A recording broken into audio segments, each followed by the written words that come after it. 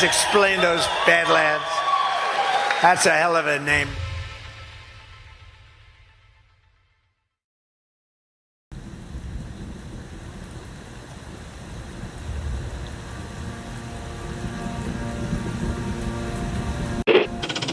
Mr. Vice President, I'm going off script again, I know, but I just want to personally thank you. We've been through some stuff.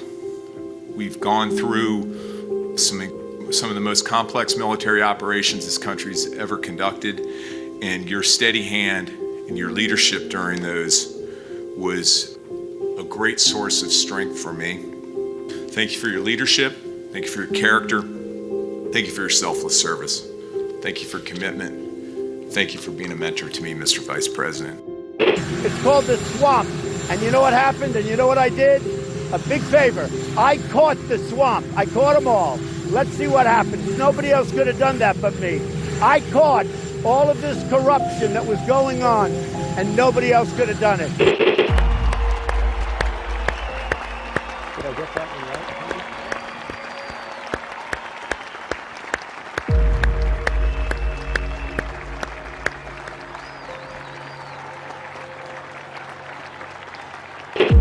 Every 4 years, we gather on these steps to carry out the orderly and peaceful transfer of power. Today's ceremony, however, has very special meaning, because today we are not merely transferring power from one administration to another, but we are transferring power from Washington, D.C., and giving it back to you, the people. For too long, a small group in our nation's capital has reaped the rewards of government, while the people have borne the cost. Washington flourished, but the people did not share in its wealth. This American carnage stops right here and stops right now. The forgotten men and women of our country will be forgotten no longer. From this day forward, a new vision will govern our land. From this day forward, it's going to be only America first. This is a president of the United States who is a danger to the republic. America first. He knows he's an illegitimate president. The oath of office I take today is an oath of allegiance to all Americans. The great Trump recovery. America will never be a socialist country. I will fight for you with every breath in my body. Russia, Russian, pro-Russian, Russian, Russia, Russian, Russian, Russian, the Russians. Russia, Russia. And I will never, ever let you down. A dangerous virus is spreading rapidly in China, and U.S. officials are very worried that it could come here. This is really the worst attack we've ever had. This is worse than Pearl Harbor. This is worse than the World Trade Center. There's never been an attack like this. The time for empty talk is over. Now arrives the hour of action. What they're doing is using COVID to steal an election. Together, we will make America strong again. You know what it's about? Fraud, fake ballots. We will make America wealthy again. They are trying to steal the election. Now, under the leadership of President Trump, we are fully realizing President Kennedy's prescient view of Special Operations Forces. We will make America proud again. And watch, please, those mail-in ballots. We will make America safe again. And in millions and millions of ballots, their vote is under what they thought they needed. They're dumping more ballots in there, okay? And yes, together, we will make America great again. Thank you. God bless you. If we are right about the fraud, Joe Biden can't be president. Congress, the chair declares the joint session dissolved.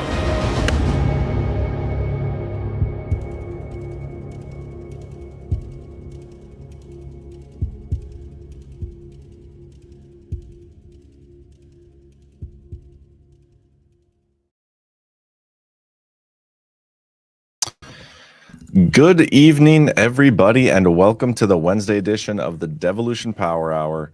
Hope you guys are having a great week so far. Burning Bright, Just Human, how you boys doing? Doing well. Russia's back on the menu, boys. Hell yeah. Indeed. Been waiting for it. I was telling Burning Bright before the show, like, he made the comment that the news is crazy, and then I was like, well, today it was. There's been like a lull. The last couple weeks, I just couldn't find anything I really wanted to like post about or talk about. There's been a few interesting things, but today it definitely heated up, and it was like boring, and now it's like fun again. So I'm all jazzed up for this digging episode. around in Turkey, getting desperate. I'm like deep in Turkey and Mongolian lore. Me and Ghost scrounged around out there because all it is here is Kamala Harris poll headlines until today. Yeah. So should be fun. We're going to talk a lot tonight about Russian interference, just election interference in general. I think it'll be pretty heavy on that tonight. Get into a couple COG things, some Kash Patel comments, maybe some Trump comments. We'll see. We'll probably fill the whole show with Russian election interference thing, though, if I'm being honest. But other than that, I'm going to get right into the sponsor of today's show, unless you guys have anything you really want to say. Shout out to T. Fenderson in the chat for getting the Lord of the Rings reference there, because neither of you seemed to. I reached out to our RT handler in the Discord channel for what they wanted me to say at the beginning of the show, but they haven't gotten back to me yet. I'm thinking they're not awake yet. I don't know what time it is in Moscow. I probably should have looked that up before we came on air. I also was not aware you guys were getting $400,000 checks. Mine was barely a hair over 200. You guys are getting checks.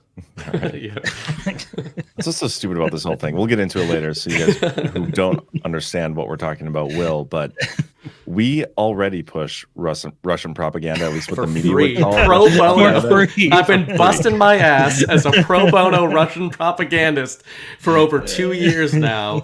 Members of Badlands have accused me on stage with me of being a Russian propagandist, and it still hasn't been enough to get indicted or paid handsomely. It's our only criteria to be hired here is you have to promote Russian propaganda and whatever. But yeah, we'll get into that later. The obscene amount of money that these people are, and yeah, we'll get there, because I should probably clarify that I actually don't think they're Russian propagandists, because all their statements are like, if you accuse us of this, we're going to sue you. So I do have a different take on this. There are many layers to this. These are all accusations. Yeah. Not being made by us. We'll get there. But before we do, let's get a word from our sponsor. We got Brightcore. In life, there are good guys and there are bad guys. Good guys, Badlands Media. Bad guys, Tenant Media. The same is true in your gut. Kimchi One from Brightcore Nutrition is the fermented superfood your body needs to arm the good guys with the right weapons to defeat the bad actors once and for all. Containing over 900 strains of beneficial bacteria in each capsule, support healthy digestion, fortify your immune system, and stop aging dead in its tracks with Kimchi One, only from Brightcore Nutrition.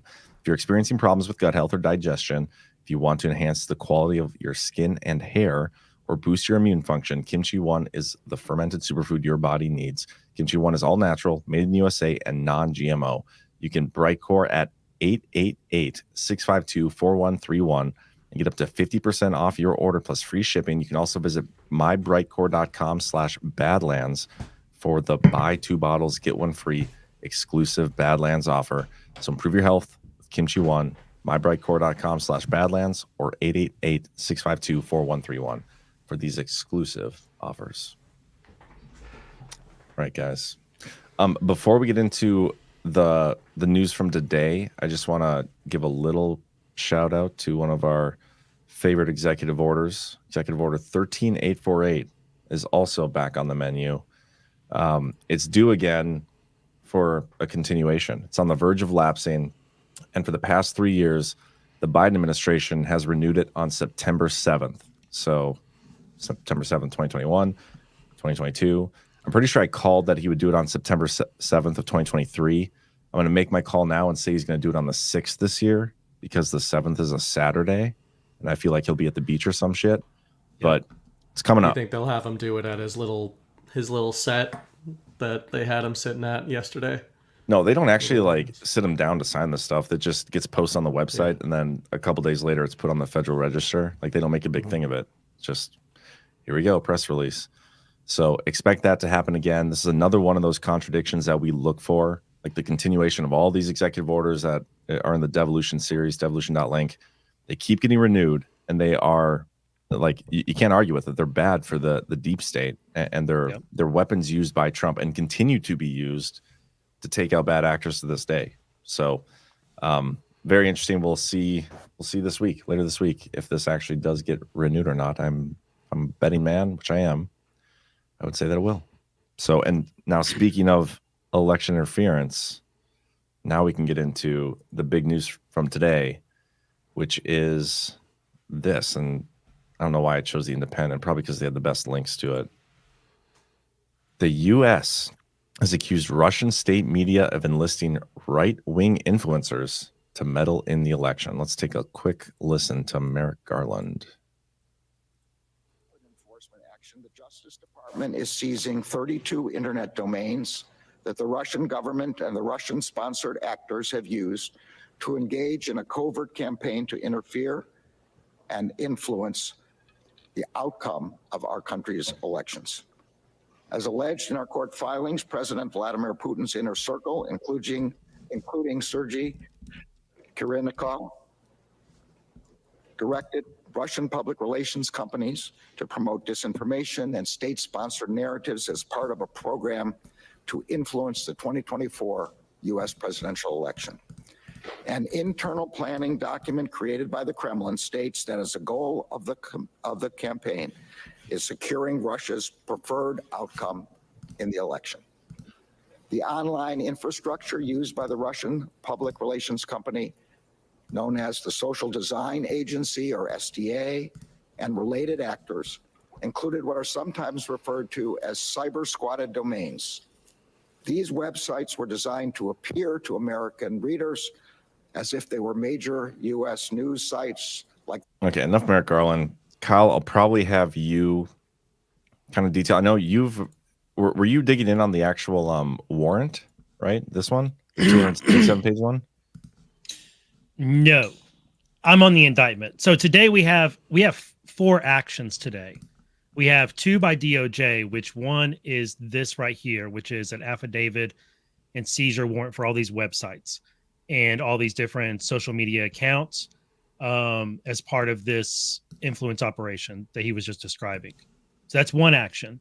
The other action is an indictment against 2 RT employees. Which is this one on the screen. Which is that one right there. That's what I've spent most of my time in. And okay. I've gone through the whole thing. What also happened today, though, is Treasury designated 10 individuals and sanctioned them. And they used EO. I was just looking while you were talking about EO 13848. They used EO 14024, I think it is, which is the one specifically related to Russia and Russian asset seizure. So that they didn't go through 13848, which I thought was kind of interesting because they're framing this as Russian election interference, but they didn't use 13848, which we've seen them use to seize websites for election interference before. That's what they used to seize Iranian websites before. So I just thought it was interesting that they used 14024 instead of 13848. And then the other thing that happened was that State Department designated... Hold on real quick. Yeah. That's this news here? Yeah. So this right here is a sister action to go along with what DOJ did. But they didn't use 848? No. Weird. I know, and I haven't deconstructed that. So this right here goes along with that 277-page warrant for the seizures of the websites. This Treasury action does. And then the State Department also did a thing. Yeah, because this is it says in the beginning, malign influence. Yes. And then the first paragraph, malign influence targeting the presidential election. Mm-hmm. That is weird, man. I'm gonna check out the DO. You can't keep going. I'll check this out. And then the State Department made designations of some entities that were acting on behalf of Russian. entities. Where is it? They designated under the Foreign Missions Act, we designated the U.S. presence of Rossiya Zagodnaya, subsidiaries of RIA Novosti, RT, TV Novosti, Rupli, and Sputnik as foreign missions.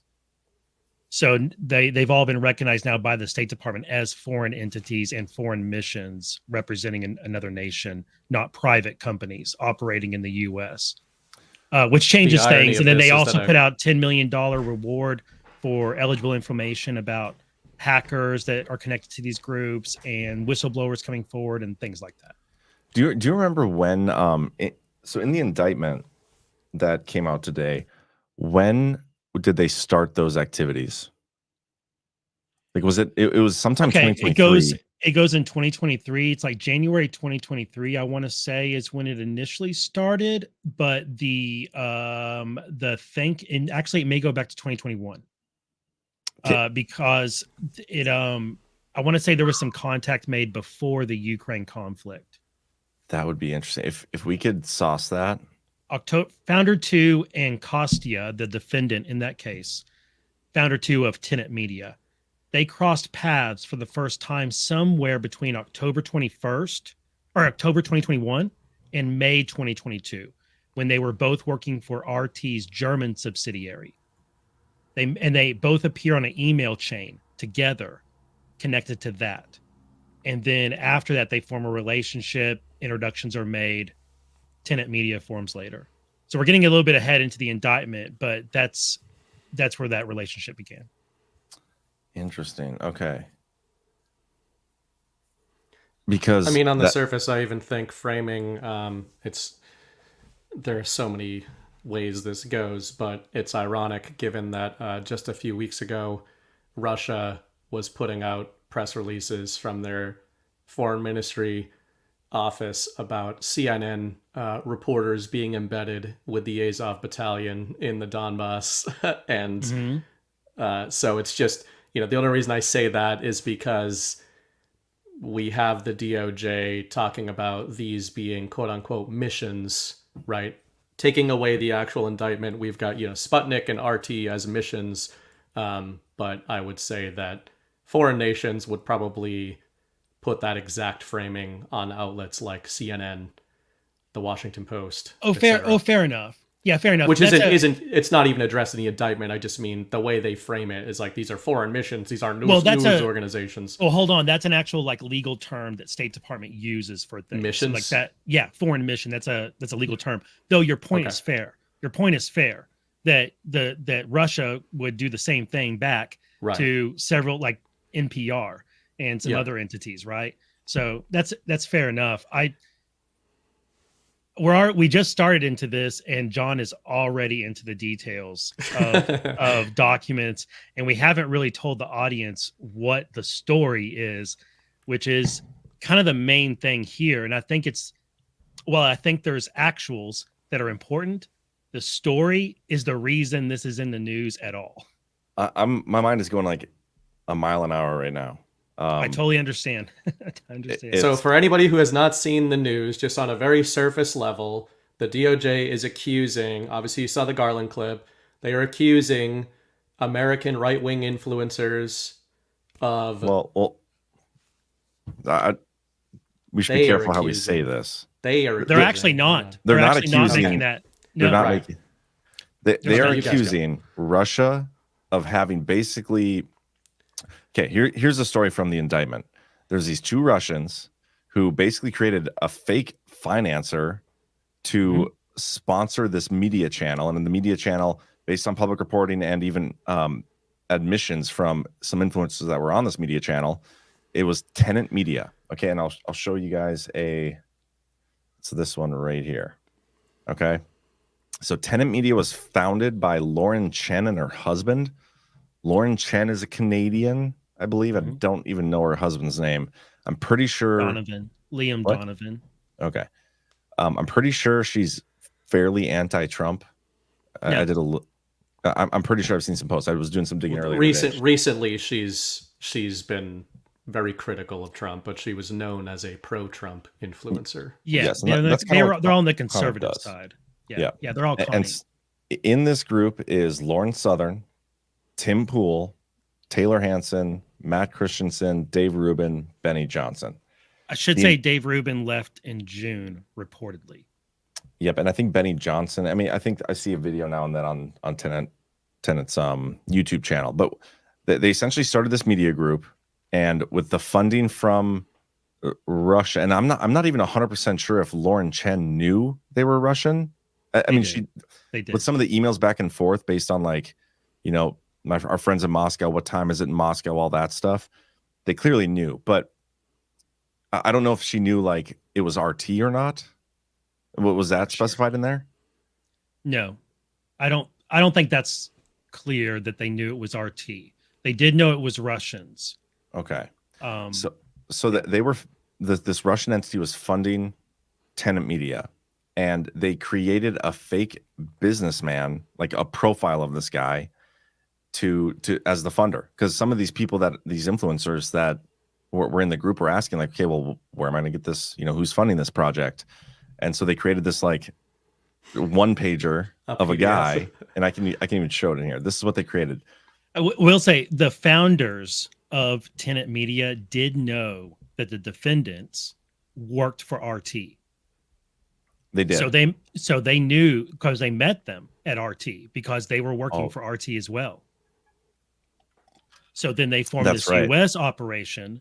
That's right. Lauren Chen in 2021 private was working. Investor who was. They did, yeah, right. They didn't know that an entity. The claim by the DOJ is that RT, on behalf of the Russian government, because they literally say the Kremlin, was funding Tenet Media, and that's the claim by the DOJ, and it appears that the way that this was translated or pitched to the influencers involved with Tenet Media was not that it was a Russian government-funded outlet, but a Russian private investor, angel investor, that kind of thing.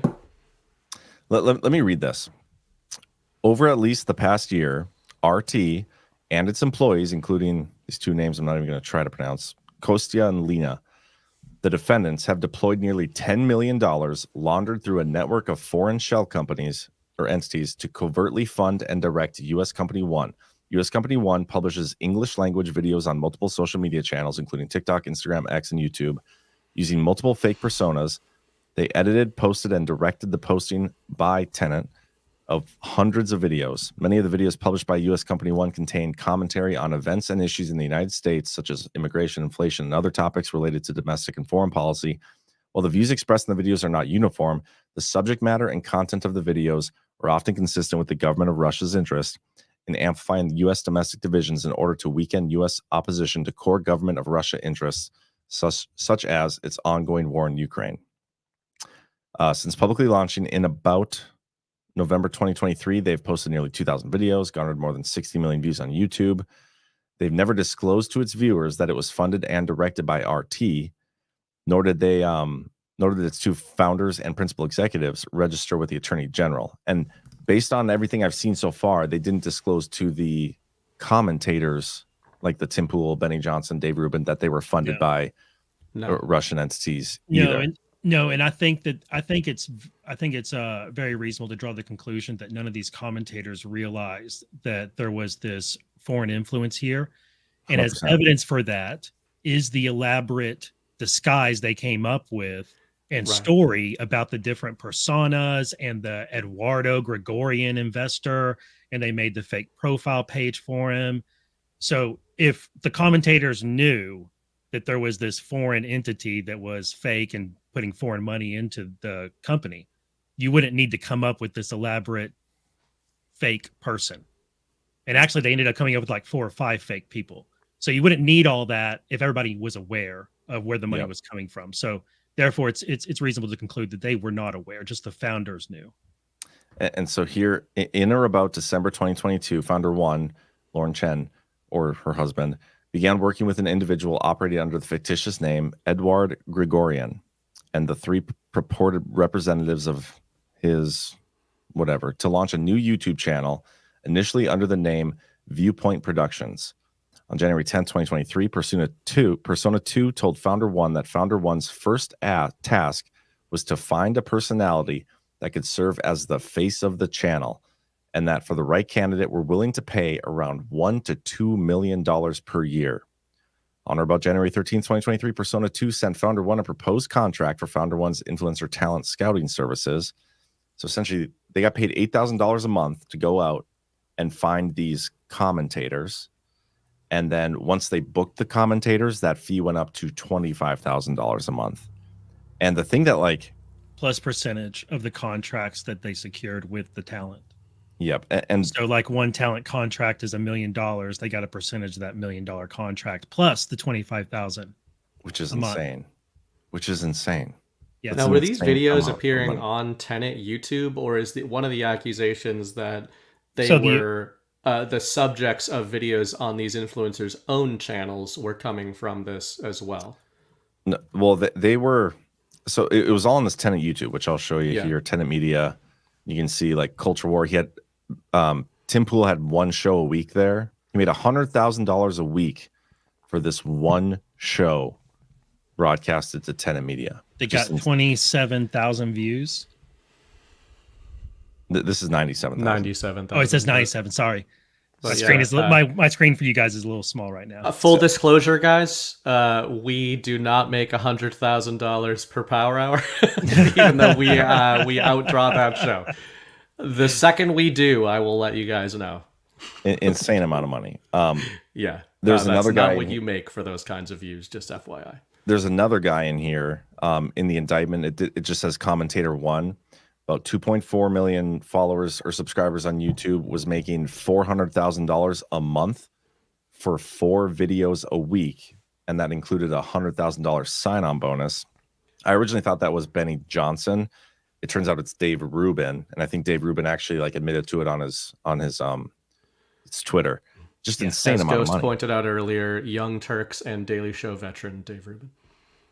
Yeah, it's just an insane amount of money. And the funny thing I thought to me was, as we were going back talking about earlier, like Commentator One, Dave Rubin, they pushed back like, hey, we're trying to find any information about this funder. On or about April 24th, 2023, Founder One emailed Persona One that Dave Rubin was really insisting on seeing some materials, whether profile, article, whatever, on Edward, this fake persona funder, because for him to feel comfortable moving forward. Is there anything we can provide to make that happen? And they said, okay, yeah, we'll send you a profile on Mr. Gregorian that you can send over to Commentator One. So then they create this profile. This is it. They couldn't find anything online. Like you could Google this name, couldn't find a single thing, but they sent him this. And I mean, it's got his, like resume here. And then in the end, I thought this was funny. You need to share your screen. Oh, shoot. So, oh, dang it. I hate when I do that. Okay. This is what they sent. And it's like a pamphlet you'd get on that very sort of plane. Yeah. But let me read this part because this is funny. As an accomplished finance professional, Mr. Gregorian has observed multiple instances of misrepresentations and bias in mainstream media. That first paragraph, you would think would be like red flag. Okay, he's claiming that he's been misrepresented in the mainstream media, but when I Google this guy, I can't find a single reference to his name anywhere. Like, how is that possible? It shouldn't be. But they canceled him so hard, John, that he ceased to exist in the public mind. They removed him from the internet. But yeah, anyway, this was enough. Dave Rubin, I think they later did a Zoom call, but Dave Rubin's like, okay, well, $400K a month for 4 videos a week. Sign me up. Sign me up, right? And so they did. But again, all this stuff going on behind the scenes, all the money flowing into this. The one thing that I thought was missing, Kyle, and maybe you have a different opinion on this, is when I read this, the RT people, the Russians, their extent of trying to influence the actual content from these guys was fairly minimal. Like they wanted, well, first of all, they had a video editor in there who was getting some raw footage from one of the commenters. It wasn't one or two. It wasn't Pool or Rubin. Don't know who it was. And they would edit it and put it out. And then they were asking these people to like share, like, hey, why aren't these people sharing the Tenet Media posts on their Twitter? On their they should be doing this once a day. That's what they were asking for. But then there was some pushback, like, well, it's on the Part of the contract, contract. so we're not going to do that. And then the other little bit of maybe if you call it influence, I don't even know if you can, but they were embedded in some of these Discord channels that they had created for all these creators to communicate stuff. But other than that, like, there was few and far between instances of them actually getting these creators to put out what the mainstream media would consider Russian propaganda. That's what I thought was missing from this whole story. And I don't know if you saw anything differently. If you want, you can. Why don't you? I think it's fair to say that that's missing because it is missing. There's no description of how many videos were uploaded that were skewed towards this particular narrative that was in favor of Russia. But that doesn't mean that those things don't exist and aren't going to be presented later on. Although they probably won't be because these two defendants are in Russia. They're not in the U.S. So the likelihood that this thing will ever go to a trial is nil. But I'm not sure this is the last indictment we may see out of this thing, because there's not just these two defendants who engaged in some illegal activity here. So, but there may not be. It could be that they make a deal and there's not going to be charges against them. And I'm not talking about the influencers. I'm talking about the founders and the people who profited off of this. There's not much in there as far as this video was directed by the defendant to be uploaded on behalf of Russian government interest. Right. There's not that. What I do see, though, is a small media company that is directed by an entity that is reported to be under the control of a foreign government. Let's just forget for a moment which foreign government it is. This foreign government has used a media company to then get individuals who put up $10 million to a U.S. media group that is fairly small, but had good connections. They acquired some significant talent in the U.S. media market. They then put everybody in a Discord group, all the staff, the employees, the talent, all of that. They're the talent's producers and contact people. The talent is on multi-million-dollar contracts. The founders of the company are getting paid tens of thousands of dollars a month.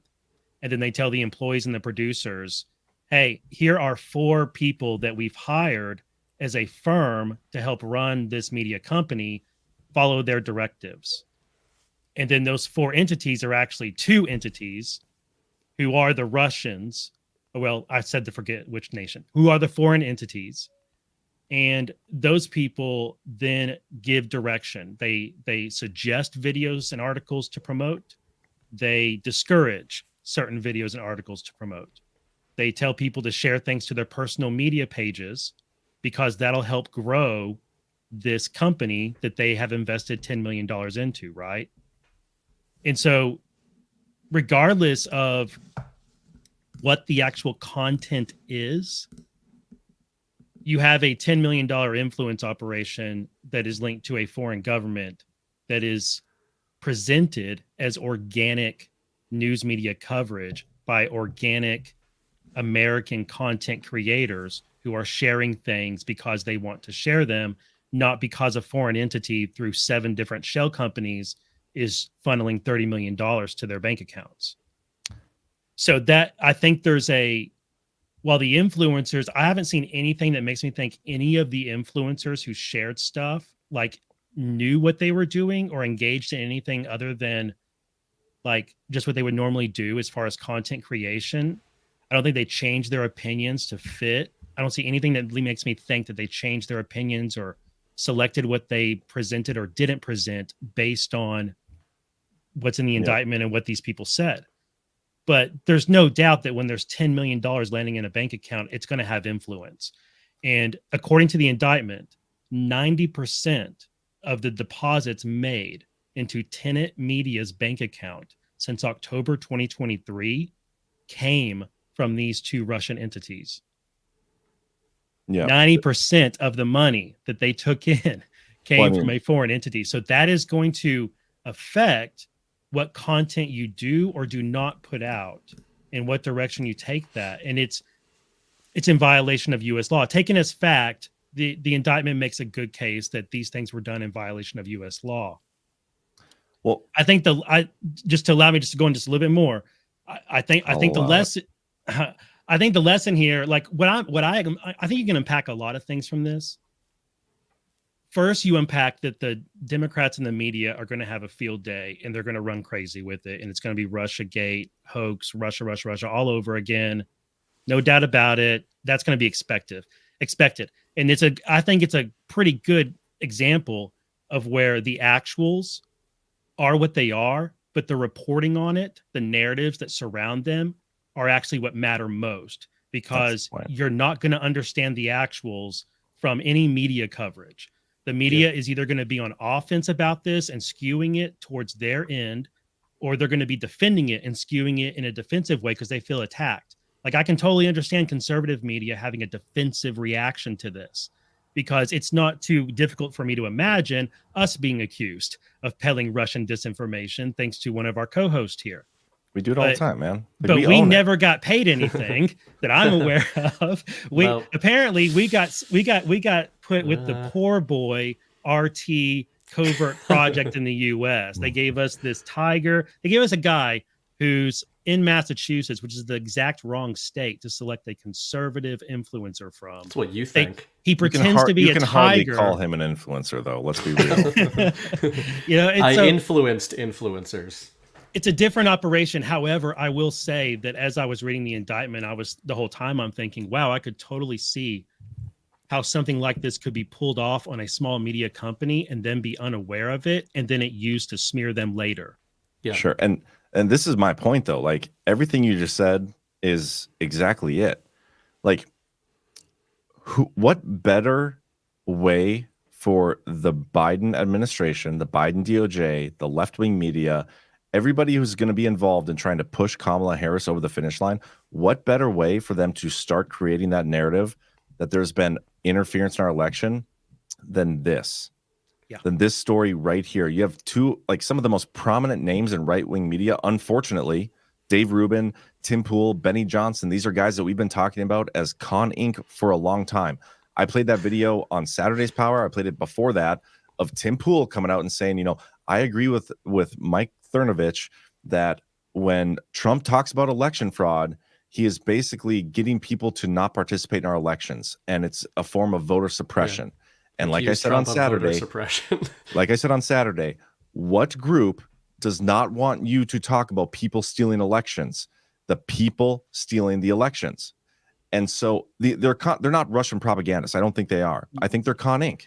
I don't think they were involved in any of this. I don't think they knew about any of it, whatever. But they remained on Twitter. They remained on YouTube, all these platforms that we all got kicked off of because they didn't say the things that you weren't allowed to say. Because we're real Russian propaganda. That pisses me off. But the whole point is here, like, they're clearly all about the money. Like, that's why Tim Pool got to stay on YouTube, is because he didn't want to lose his paycheck. When Steve Bannon was on his platform, brought up election fraud, he's like, hey, sorry, Steve, I got to stop you right there. There may have been election fraud, but not enough to, alter the outcome of an election. That's the problem. They're clearly about the money. Yeah. So when they see a huge $100,000 a week paycheck, they're going to take it. And then you get that money in there from Russian entities. You have a story of Russian election interference that you can use to say the election was stolen for Trump. John, if you came to me and said that you got some guy named Grigo who you met in Germany, who's a bank guy, and he's going to privately invest money into us, and then I ask you, can you send me some material on this Grigo guy before I contract with him? And you send me that Chat GPT created garbage pamphlet that we just showed on screen a while ago. If you're paying me, if you're paying me, like the $8 an hour that you pay me now. Okay, fuck you. At least $9.50. Yeah, I'm what's minimum wage right now? I'm probably going to look at that document with a lot more scrutiny than I am if you're paying me $2 million a year. Yeah, and 100%. And the only thing I'm having to do is occasionally, like once a week, what Kyle's doing right now, have my producer. I don't have to do anything. I'm going to do what I normally do. My producer, it looks like in the chat, from what we see anyway, we don't see everything. It looks like it was on the producers and the staff are mostly the ones engaging with these individuals. The talent was just doing what talent does. and then their these guys, producers. I would argue. Well, you know what I mean. And then their producers were taking direction from these entities about where to share, what to share. Send us the raw clip so we can edit it. To Yeah, me, so what it's just John another layer of separation between these guys, Benny and all of them. But it's a lesson. Once there's all that money in front of your eyes, suddenly your scrutiny, your discernment starts going down as the zeros get added on. Yeah, what I was looking for with that, and again, like you said, Kyle, maybe more of this will come out. I was looking for more. It absolutely maps to everybody that you add a bunch of zeros into a bank account. There's going to be that's influence, ground zero for influence. Yeah. Depends on how many zeros there are, right? But I was looking for a little bit more in terms of what's the influence, what's the direction, that kind of stuff. There wasn't much there. You can make the argument if you're taking all of it at face value, like you said, if you're taking this. And when I say at face value, I don't even mean the facts of the case as stated. There is an underlying argument being forwarded by DOJ that even though the facts of the case, taken as facts, might look like that, there is still some editorializing being done by the DOJ, right? So, in other words, you've got let's just say you've got a foreign entity that is funding this U.S. media outlet, but they're admitting that they're not pushing them into certain directions. They're not influencing the actual. They're not editorializing or anything like that. Sorry. Sorry, I didn't mean to interrupt. You keep going. Did they try? Because that's what I was. That's where it seems like if there was this separation from the influencers, the people who are putting their talking points out, and the influence op, then that's what I wasn't seeing a clear line of delineation of these guys are pushing, are being influenced, right? You've got this money in your bank account, but if you don't know, which is the argument here, if you don't even know where that money is coming from, then how is it influencing how you're talking about public events? It's like this. You're kind of bringing up what John brought up earlier, and it's fair. It's fair to ask, where is the evidence that this money influenced the content that was or was not put out by how could media? It? How would they even know which direction to go in based on that? Well, the entities that are involved, the defendants, are in the Discord chat telling them what to post day to day, and they're doing the editing of the videos. Okay. So they're like, it's hands-on. But to your point about, did they change? Did influencers take a paycheck from an RT entity and then change how they reported on the news? I can't answer that question. I don't think they did, but you would need to do like a scatter chart, to like a scatter plot thing of all of their coverage to see over time how it changed. Because Tenet Media posted content from across the board, not dissimilar to how we do on Badlands, where we all have all these diverse opinions. But if you did a scatter chart or whatever with us, you would notice how we ebbed and flowed with our opinions with the current of the news. And as we talk to each other, we would change our minds. So let me interject here. You have to produce something like that. But from my understanding, what was said in the affidavit, I think it was the affidavit. It's an indictment, but the affidavit is for the websites. Okay, so yeah, in the indictment, the Discord channels were created. One of these editors got put in there, and it was an editor. Like that's what they were. Everybody the staff was told who she was. They're an editor. They didn't specifically say that the creators or the commentators were the ones participating in those Discord things. All these guys have so it was the producers. Yep. Yeah. And so there was two examples that maybe it was more than that. For sure, the one I'm thinking of is the shooting at the theater in Moscow, like a year ago or whenever it was. There was a situation there where they wanted, like these Russian people wanted one of the commentators to talk about, it was Ukraine. It was Ukraine. Talk about how it was Ukraine. And they went through the founders, like so Lauren Chen, to get the commentators to do whatever. Okay. And I don't think one or two did it, but number three was like, yeah, I'll talk about it, whatever. But it wasn't like they weren't dictating what these people talked about in many instances. And even some of the examples they gave, it's like they pushed back. Like, we don't have to retweet this thing every day because we're not contracted to do so. And so again, I don't think I don't think there's any influence here, like any actual influence. Like when I think there's influence attempted in an election, is what you. Yeah, it's attempted influence for sure. Mm-hmm. But if they didn't actually influence anything, and maybe that's why they didn't use 13848. By the way, it's still a crime here whether or not the content creators actually did change their views or like take a news article from that Discord and promote it. For sure. Like you still the crimes that are in the indictment are still there because they still laundered money through like 7 different shell companies, and they put on the document on the invoice that it was for iPhones and other electronic devices when it was really a $25,000 payment to Lauren Chin and Donovan. And that would be on the founders, not the it's on the founders. So like influencers. all of the because they're the ones who knew. The crimes that are alleged in the indictment are still criminal activity, whether or not the content creators did or did not change or take direction from the defendants. Yeah, but regardless of any of that, though, like you said, I don't even remember which one of you two said it, but the point is the DOJ, the left-wing media, they are capitalizing on this because it's an election interference rerun, a Russian election interference rerun of 2016. And you don't even have any actual interference, which I would argue you didn't even have it back in 2016 either, but they're doing it again. And this time they're seeding this narrative. Sorry, you go ahead, BB. You've been. Well, I was just going to say though, on that point, I'm not saying this is what happened, but this is how many ways you can go with this when you're saying, again, let's take the facts as presented as facts.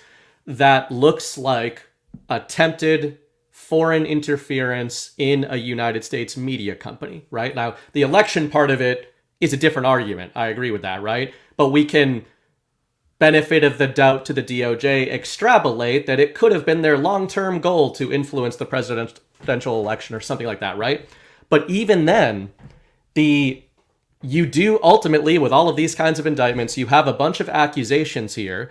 And let's say they've got the evidence of this money coming in from a foreign entity going to this media company, these producers.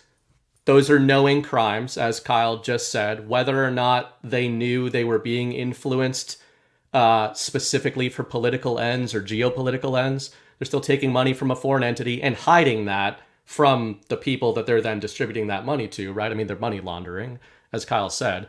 But what's interesting to me is when you look at, I was talking about this the last couple of days with the Turkey narrative that we may not even get to tonight. But when you see the timing of these sorts of things, I saw a lot of people on Zero Hedge, etc., in the sort of alternative media talking about this feels like an October surprise type of thing. It has that kind of vibe to it in terms of just really delivering this Moab to Con Inc. We call them Con Inc., but to the normie sphere, leftist media and mainstream media calls these people MAGA, right? These influencers are MAGA. They're basically, now it's going to be a smear campaign that Russia is directly paying MAGA. The funny thing is, we talk about this with Ukrainian indictments a lot on this show, or the seizing of assets like Russian oligarchs. You can have Russian entities or Russian bank accounts involved in funding that is not coming from the Kremlin, where you can, even some of this stuff goes back to the accusations around Russiagate in 2016, that even if you take the facts of the case as presented, this is how tradecraft works, where isn't it just perfect timing for all of the people in our media that have been accusing Russia of trying to push Trump and Russia collusion. They're trying to do the rerun. And then several months ago, some seedy Russian entity starts funding these conservative influencers, and it perfectly aligns with everything that the leftist globalist media is saying, right? So if you see where I'm going with that, it's that you could as easily believe that, yeah, this is a Russian propaganda campaign as seeding of a psyop where the influence could be real, the funding real, coming from quote-unquote Russian entities, but not at the direction of the Kremlin, not at the direction of Vladimir Putin. That's why I wanted to zero in on that as being, that is a claim. That part of it is a claim being made by the DOJ. It is possible that that is what happened. It is impossible to say that the Kremlin, on the orders of Vladimir Putin, tried to seed this funding into an American media company, which, even if you thought Russia bad and Putin bad, it doesn't seem like a great plan. If you're Putin, to fund a bunch of American journalists in order to wage a propaganda war, I mean, we went over all of this in 2016. I don't see what, that this would always have come out. So I don't see what it could possibly do for Russia. And that's the part of it that I think it just gets glossed over as this was, ordered by the Kremlin. It's like, according to who? This is ultimately a claim. That is so much more Russian propaganda in what you just said than anything Tim Pool and I'm just saying, again, that's why I said I'm not saying this is what happened. I'm just saying it perfectly aligns with the deep state talking points. I totally agree. Like, I come back to like what Chris Paul always says, right? Good twin, evil twin. Like we don't know who gave the order for this stuff. I don't see any actual influence here regardless, but it's the story. It's the narrative, as it always is. And this is what they're capitalizing on. It reminds me of like Trump's indictments. Like Trump's indictments were about the narrative. They wanted to make him unelectable. And then they're like, oh shit, we have to actually follow through with this. Like they could come out, they're going to probably come out with more superseding indictments on Trump before the actual election. I wouldn't be surprised at all. They're doing everything they can. What's funniest to me about this is like they are simultaneously accusing Trump and Russia of like, oh my gosh, more Russian interference. 2016 again. Him and Putin are stablemates, and they're going to steal the election for Trump. And then at the same time, they're saying, "Oh, Trump is, going to refuse to accept the results of the election if Kamala wins." So that they're almost like fortifying two fronts here. They're fortifying the one front if they do steal the election for Kamala, and she wins. They've been seeding for months now that Trump is going to do another insurrection. It's going to be even worse. All these things. I think we'll get into one of those stories here in a little bit. And now they're seeing the other side. Okay, well, what if Trump actually does end up the rightful winner, which I think if we had a free and fair elections, that is how it would work out. And maybe he gets enough votes regardless of the cheat and he wins. And now they have the perfect story. They're trying to poison the well on that with election interference by Russia. Yep. They've already poisoned that well. And my point there is that Trump would know this, Russia would know this in the event of a Trump election win. So it just seems, in tradecraft terms, pretty stupid to serve up the very narrative that the media industrial complex has been calling from the rooftops since 2016 to actualize it in 2024 and fund an American media company with some of the biggest influencers on YouTube. That's my point, is that it doesn't seem like a very rational plan. I'll push back on you a little bit there, but I'm also going to contradict myself. You. Wait, what are you pushing back on? A bit. On BB, just a little bit. I kind of want to clarify something. I want to clarify that the indictment against the two RT individuals doesn't say anything about election interference. It doesn't mention the election one time. The DOJ press release doesn't mention it. The indictment doesn't. The election does not come up at all. Okay, but it does come up with the seizure of the websites. So the reason I want to clarify that is because all of this comes in the State Department and the Treasury right there. So the reason I want to clarify that is because you have a package of announcements today. A nice package. Okay, and one of these is not like the others. One of these does not have anything to do with the election influence, at least not explicitly. It's not said in there, but it's being grouped in with these. Yeah. And then BB just did it just now. Is he's saying DOJ is making the claim that they're trying to influence the election with these influencers. That's actually not the claim being made, but the media are making that claim. It's not a claim being made by DOJ. It's a claim being made by the media. But no, I meant the DOJ isn't the DOJ claiming that. So good. Point taken on the election. Isn't the DOJ claiming that the Kremlin was directing the influence operation on the media company, the funding of the media company? American agencies, all of them treat RT as an arm of the Russian government. That's my point. So anything RT does, they're going to ascribe to Russian Right. government direction. That's all I meant there is that if you complete, I'm not even saying that that's wrong. I'm just saying if you literally inverted that, and the Kremlin, which the Kremlin does, and the Kremlin says CNN, who were casting aspersions on Putin for winning the 2024 Russian election, that would be like the Kremlin coming out, as they did, I believe, and claiming that these media reports are being funded and fomented by the US government. So that's what I want. So you're right about the election part of it, but I was just saying that the DOJ is making a claim that the Russian government is knowingly attempting to influence the American media through this funding operation. And their only threat of that is literally just the RT connection and claiming it's doing everything. The media is definitely tying what Christopher Wray said back on September 4th about this. This is the same story where Chris Wray said Kremlin-sponsored content is designed to trick Americans into unwittingly consuming Russian propaganda. And then even at the subheading of this article, federal prosecutors criminally charge Russian media employees and seize Kremlin-backed websites. In their first paragraph or the third paragraph, they talk about the covert campaign to interfere and influence the outcome of the country's election. So whether or not Garland himself is doing it, they're giving the media all the fodder they need to do it themselves. I totally agree. I just wanted to clarify because I don't want anybody to think that we're saying influencers that are connected with Tenet Media were trying to influence the election on behalf of Russia. I think we've been clear on that. But anyway, keep pushing back on BB, please. But the next thing I want to push back on BB is $10 million. Spending $10 million to acquire this set of media influencers seems pretty cheap to me, considering if you add in all of their following, add up all their following, you include their connections to other social media entities, say they actually did share Tenet Media stuff and they actually did comply with the request of these two defendants, the operation comes my point is not as that being a good, like, I'm just saying that, like, if you're a foreign entity and you're looking at, I'm going to spend money on this, like $10 million to acquire this much influence, assuming they actually go through with what you're trying to do, doesn't seem like I totally agree. When you're, I totally agree with that. And I totally agree with that. My point is that I'm not doing the foreign entity thing. I'm specifically saying Russia. So my point is that in an environment, yes, those are valuable influencers.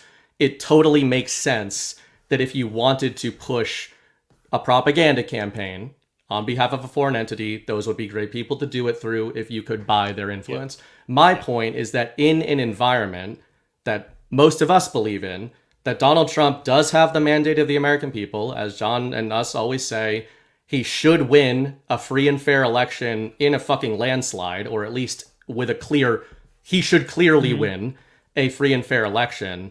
And in a media environment in which the entire establishment media is telling you for 8 years they are looking for smoking gun evidence of your government influencing American media and, by extension, American elections, to then do it in that environment with some of the most famous influencers on this planet seems like a bad idea. I wasn't saying that because I don't think those people have influence. I'm saying if you're running super secret spy ops on behalf of Russia to boost a candidate that you think would win the election in a landslide anyway, seems like how could you possibly do that and not think it would come out when the entire media establishment is looking for evidence of you doing this? I mean, I think this whole thing is a deep state op, man. Like, I think I think all countries do the same thing to each other, and that this is just par for the course. Like, I think this is just par. This is just common fare. For sure. Like I don't think that because it doesn't make cost benefit analysis doesn't pan out for us from our perspective doesn't mean governments aren't doing this. The CIA has done far worse interference in other countries' elections and affairs generally than this by far. Yep. Every one of these influencers, again, this is the rubbing point with me, the sticking point, is these are the people that the deep state allowed to continue. They were propped up and allowed to continue to get their followings because the right wing, the conservatives had no other options because everybody else has kicked off all the major platforms. These are the people that were allowed to get that following. Yep. And so Tim Pool, Dave Rubin, Benny Johnson, I would just say those three. And I had no idea Dave Rubin had 2.4 million YouTube subscribers. That's insane to me. That guy, I thought he was irrelevant. But anyway, those three guys, like, that's all you had. That's all you got to watch. And here they are being funded by Russia. This is the perfect narrative storm for the deep state and the left. Whether there's a there doesn't matter. It literally does not matter. Whether there was actual interference or influence or whatever, doesn't matter. It's the story. The actuals of this isn't going to get resolved for a long ass time, but they got their story now, and that's all they need for whatever the next step is. Yeah, and but I think sorry, I was just going to say I think it came out today because we are 62 days away from the election. There you go. 62 days. Yeah. And on that note too, I think when you're talking about these influencers, 2022, I'd written an article, The Wolves Among Us, and and I know Chris is certainly probably the one who most talks about Con Inc. With the DeSantis stuff and all of that. This is why, with everything John just said, we're so serious about that stuff. We've talked about. It's sort of paint by numbers easy mode when you call yourself an InfoWar person and a citizen journalist, and you're in this community, right? True Social, Badlands, etc. Whatever you want to say it is. And you're operating in good faith to call out the mainstream media and say communist bad and all that, right? Like it's easy. It's easy for us to look at a Kamala Harris, Joe Biden address and some bullshit coming out of Politico and poke all the holes in it. What's a little bit more difficult for a lot of people in MAGA is exactly what John just hit on there, is calling out the people that were served to us on a silver platter and who censored themselves. Whatever we think about this influence op, and again, doesn't look like these people knew that they were being influenced in this way, but just separate from all of that, these people, what it shows you emphatically here, if we take the facts of the case and even strip away Russia, strip away foreign influence or whatever, these fuckers on YouTube blindly signed checks based purely on how many zeros were there. They don't give a shit who was sending them the money, as long as there's a little bit of a degree of separation between them and that entity. Whoever pays them gets them on their platform. That doesn't mean they were changing their opinions. It doesn't mean that they were pushing propaganda. But what it does mean is what we've been saying for years. If you never got banned from YouTube, if you never got banned from Twitter, if you said all the cute little sayings such as the virus of unspecified origin on YouTube for 3 fucking years because you're too much of a pussy to say it was a COVID hoax, then this is exactly why we say stuff like this. This shows you that, John, what the point you just made about it's the narrative, wherever the three of us can disagree on how this op went and what the intentions were and who was involved, everyone can agree with that. Because of the greed of some influencers that paint themselves and brand themselves as MAGA, the other side gets the best possible narrative they could possibly have at this current stage of the election cycle, purely based on zeros on a paycheck that they didn't care to check into the origins of, as long as they're making that sweet, sweet money. Yep. Well said. I'm going to play a quick clip from this last Saturday's Power Hour, and then I think we should move into probably the boosts, and then maybe Trump's comments, and then Cash's comments. Okay. If you guys go with that, because I think we've hit this pretty hard. Sounds good. But this is like the final thing. We talked about, Con Inc. and why we have an issue with Con Inc. And and Patrick's comments are just too perfect. I can't not play this. So take a listen. I say often that there is absolutely no way the country would have bought into Joe Biden winning that election if all the Con Inc. cucks hadn't just rolled over. They did. They went along with the big lie stuff and the very violent insurrection stuff. And they all just said, oh, I got to protect my platform. I can't talk about these things anymore. Okay, now I'm going to play this because it fits in perfectly with what you just said. Listen to this. And I agree with Mike Cernovich too. When Trump came out and started talking about fraud, it was effectively voter suppression because they convinced people not to go out and vote. So I look at this two ways. We've had multiple people on talk about this. I have not been convinced. And then we've also seen the detriment to future elections because of the narrative that there's no point. And I think that is something we need to avoid. Did you hear that? I mean, he referenced Mike Cernovich and said, I agree with Mike Cernovich that Trump talking about voter fraud is effectively voter suppression. You shouldn't even talk about it. You know who doesn't want you to talk about stolen elections? The people fucking stealing elections. Yeah. I listen, bro. Tim Pool is a freaking, I don't have a word for him. He's a disgusting little freak. You don't have a word? I know. I'm like beside myself. He's sitting here begging the question. He's talking about, we don't have any evidence. That people talk about a forensic audit. I'm not convinced, as if he's the final judge of all this, the beanie wearing queer. Anyway, okay. There we go. So keep going. And first thing he does is he bitches about, well, I have to address it immediately because I got kicked off YouTube in 2 seconds. So he's confessing in the beginning of his monologue, I'm a money grubbing power bottom, and I am going to stay on YouTube. The truth be damned. And then he proceeds to tout this faggoty company line. It's disgusting, and it makes me clench my teeth.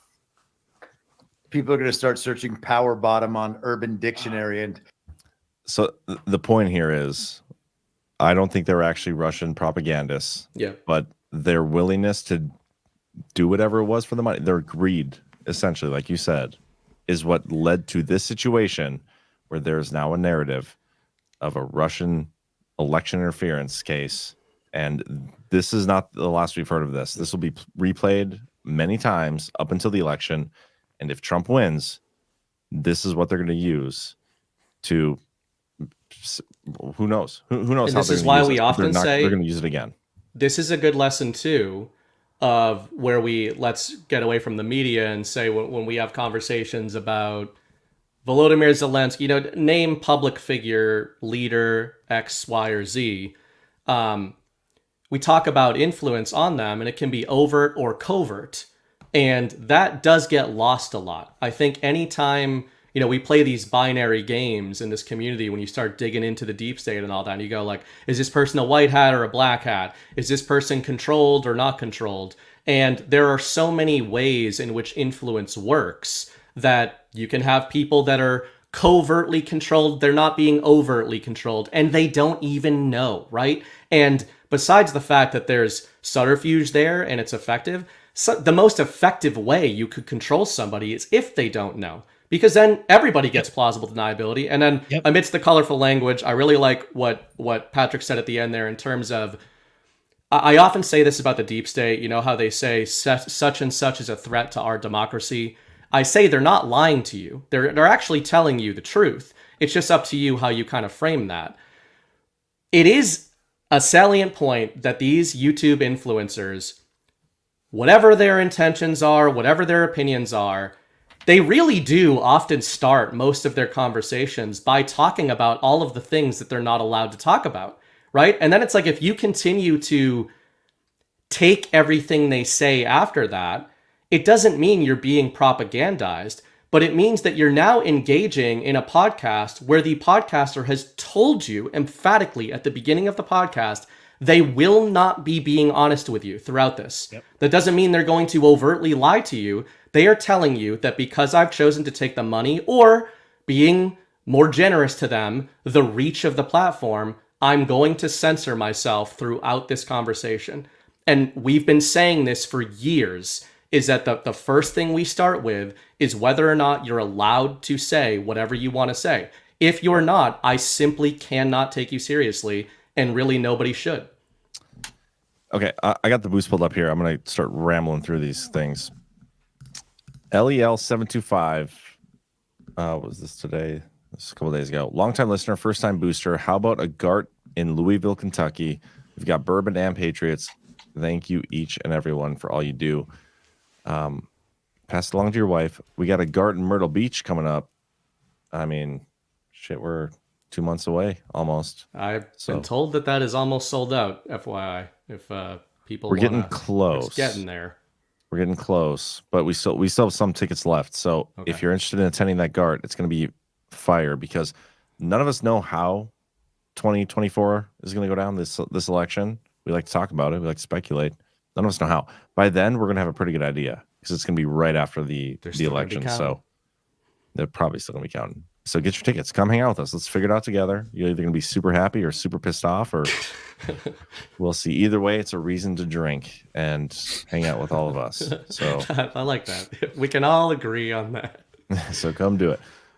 Another one. Watch What Happens says, in the glass of water video, have you noticed how Trump says beautiful? Oh, in this, the Don voice, like he's rehearsing, then goes back to his normal voice. The Don is obviously his WWE character, right? BB, change of batter, ease coming. I don't know about the voice thing, but yeah, I do believe in the multiple characters type of thing. You guys are familiar with that water video, right? Yeah. You played on last Saturdays where he like moves water around. Yeah. Yeah, it's a good one. Thank you for the boost. When was the last time we did a show? It was August 28th. I think the first new. I don't think we did Cigar City Patriot, Treasure Island Keith. Okay. Cigar City Patriot says, last week's Devolution really had my Janie's jumping. I like that. Not quite Jimmy's, but it's a close second.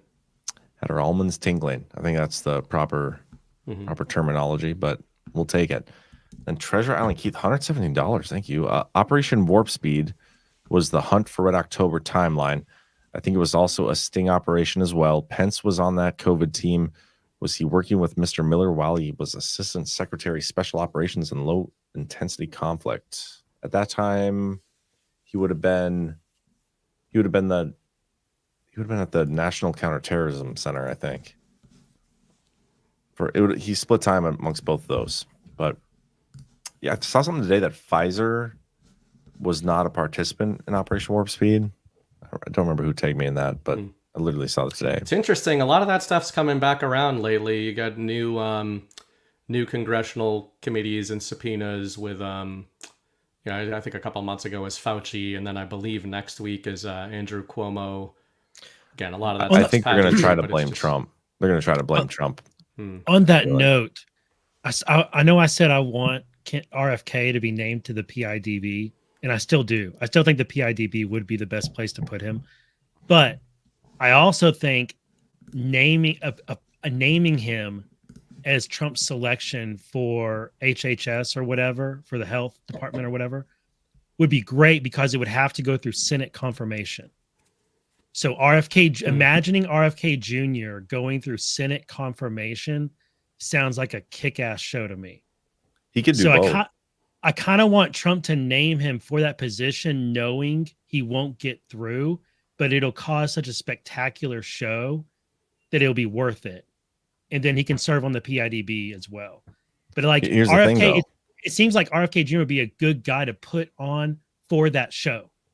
And then like he would be most effective for the show, maybe not the most effective actually in the role at a desk doing the work. Here's the thing though. If we get some election fraud exposure and we do get down ballot stuff fixed too, who's to say he can't get approved? Well, on that note, the betting odds for Republicans taking the Senate are extremely tasty. Yeah, I also don't give a shit about the betting odds because it's looking really good for the Senate. I understand, but what are you going to go by? You're going to go by betting odds? Going to go by average of polls? I'm going to go by. There's a criticism for everything. Exactly, I can't trust any of it. I don't know. It's a crapshoot, a good old fashioned crapshoot. But that's all the boosts, I think. So there was one more. Hold on. Lionheart. Lionheart sent $100 over. Evening, gents. I agree, Kyle. Very unsettled about Kamala being the one for the DNC. Makes no sense. BB, agree. This carnival we're watching is so over the top, clownish. It can't possibly be real. Stay strong. There you go. I don't know what you're agreeing, but we appreciate agreement, especially. Well, not if it's with Kyle. I don't know if I like that, but Maybe I do for $100 rant. That's or boost. That's Dude, pretty good. I gotta say, BB's like rant about the indictment here and everything else. It kind of fired me up all over again now, and I've been sitting here the whole time thinking about how much I actually like this indictment. I'm still like, I didn't even get to the part. I was like, the first 5 minutes of the show, I was going all over the place. Yeah, I didn't even get to that. We should do that real quick because the fact that they talked about election interference, but they didn't use election or EO. Yeah, they didn't use 13848. Yeah, that's weird. That is super weird. Are they not going to continue that thing? I don't know. Or is it because it's a Devo thing? They know they're going to continue it, but they didn't want to give it any fodder. I don't know what it is. But if you read this is like, let me read just this first paragraph. I, Biden, President of the United States, find that specified harmful foreign activities of the government of the Russian Federation, in particular, efforts to undermine the conduct of free and fair democratic elections and democratic institutions in the United States and its allies and partners. I mean, that right there. But then it also, and its allies and partners to foster and use transnational corruption to influence foreign governments to pursue extraterritorial activities targeting dissidents or journalists, to undermine security in countries and regions important to the United States national security, and violate well-established principles of international law, blah, blah, blah, blah, blah. To me, this is like, based on the date of this and the date of activities in that indictment, that's why we should narrow in on when those activities started. Was this whole thing like an op from the beginning, from the Biden administration, to set the table for a 2024 contingency plan of, hey, Russia interfered in the election again, guys. We got the proof now. And Iran hacked the emails of two campaigns. That's why I was saying we don't know where the origin of this is. And if you were the deep state and you wanted proof of foreign interference in an election, what better way to get that proof than to do it yourself? Yeah, that's what we're saying. See, it's exactly. like That's what I was saying earlier. There's like all these posts going around that are like laughing and mocking this as like 2016 wants its bumper stickers back. Which is all fine and good, but I'm also like, no, I think this actually is a repeat of the Russia hoax. Like, it's been feeling very Russia-gatey all summer. What else do they have? And then this, and it's like, I don't see the angle where they're saying that something happened where Putin managed to steal the election for Trump or help him win, but they're going hard on cyber warfare, compromising election candidates' accounts, and critical infrastructure right there, and then influence in media by foreign governments.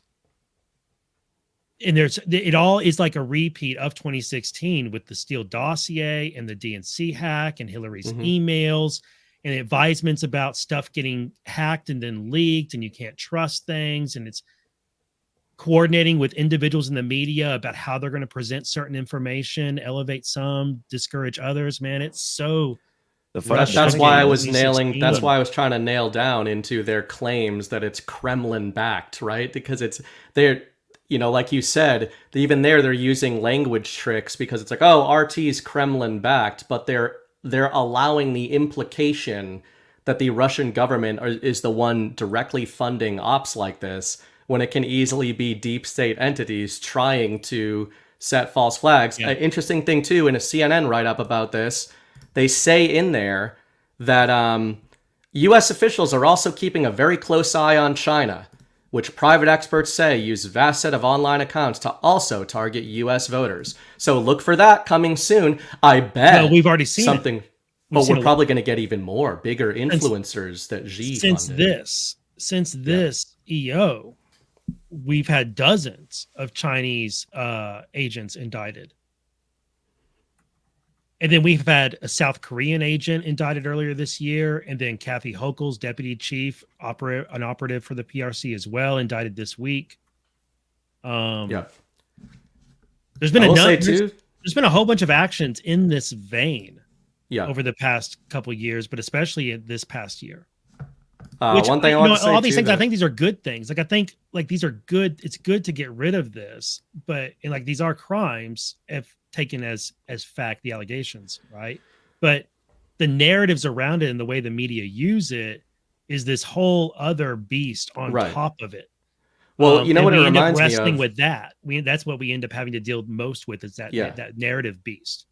You know what it reminds me of is the Nord Stream 2 reporting and then reporting on the reporting and reporting on that reporting's reporting. So taken as where the story is with Nord Stream 2, it can be true that Ukrainians, literal, physical, existing Ukrainians, committed the Nord Stream 2 sabotage on the orders of the CIA through proxies, right? So it's like it was a Ukrainian-funded, Ukrainian carried out operation.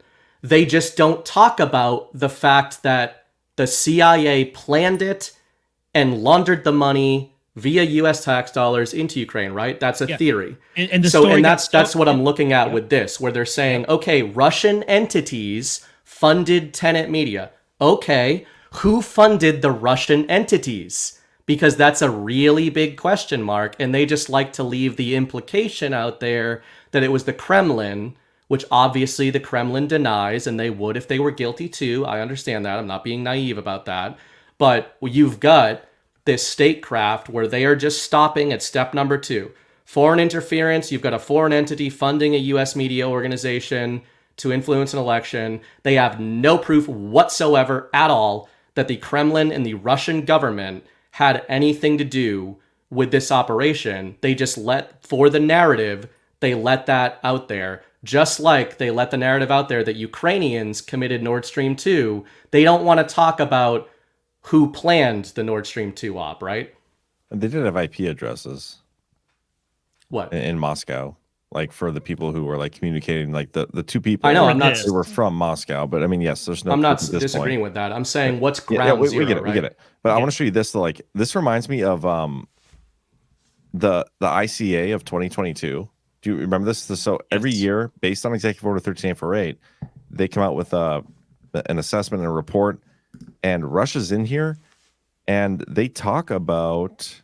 We assess that a range of Russian influence actors, including state media, covert proxy websites, social media influence accounts, and then a couple other specific projects, engage in activities to try and influence the midterm elections. Did they know about all this back then and waited till now to like, hey, we better just slap an indictment on this and make a big media flush? You know what I mean? I know we said we were going to move on from this topic, but we're still here somehow. Stop bringing us back to this topic. Let's move on. No, I have one more. No, you don't need it. You don't need the last comment on everything. Unless it's really, really good. Do you promise it's going to be really, really good, or is it a repeat? You're going to say it's not, but I thought then why keep your discernment up, folks. Keep your discernment up in all things. The CNN article and all of the other write-ups on this made sure, every single one of them made sure to put a paragraph in talking about how actual election fraud was impossible, which I thought was interesting.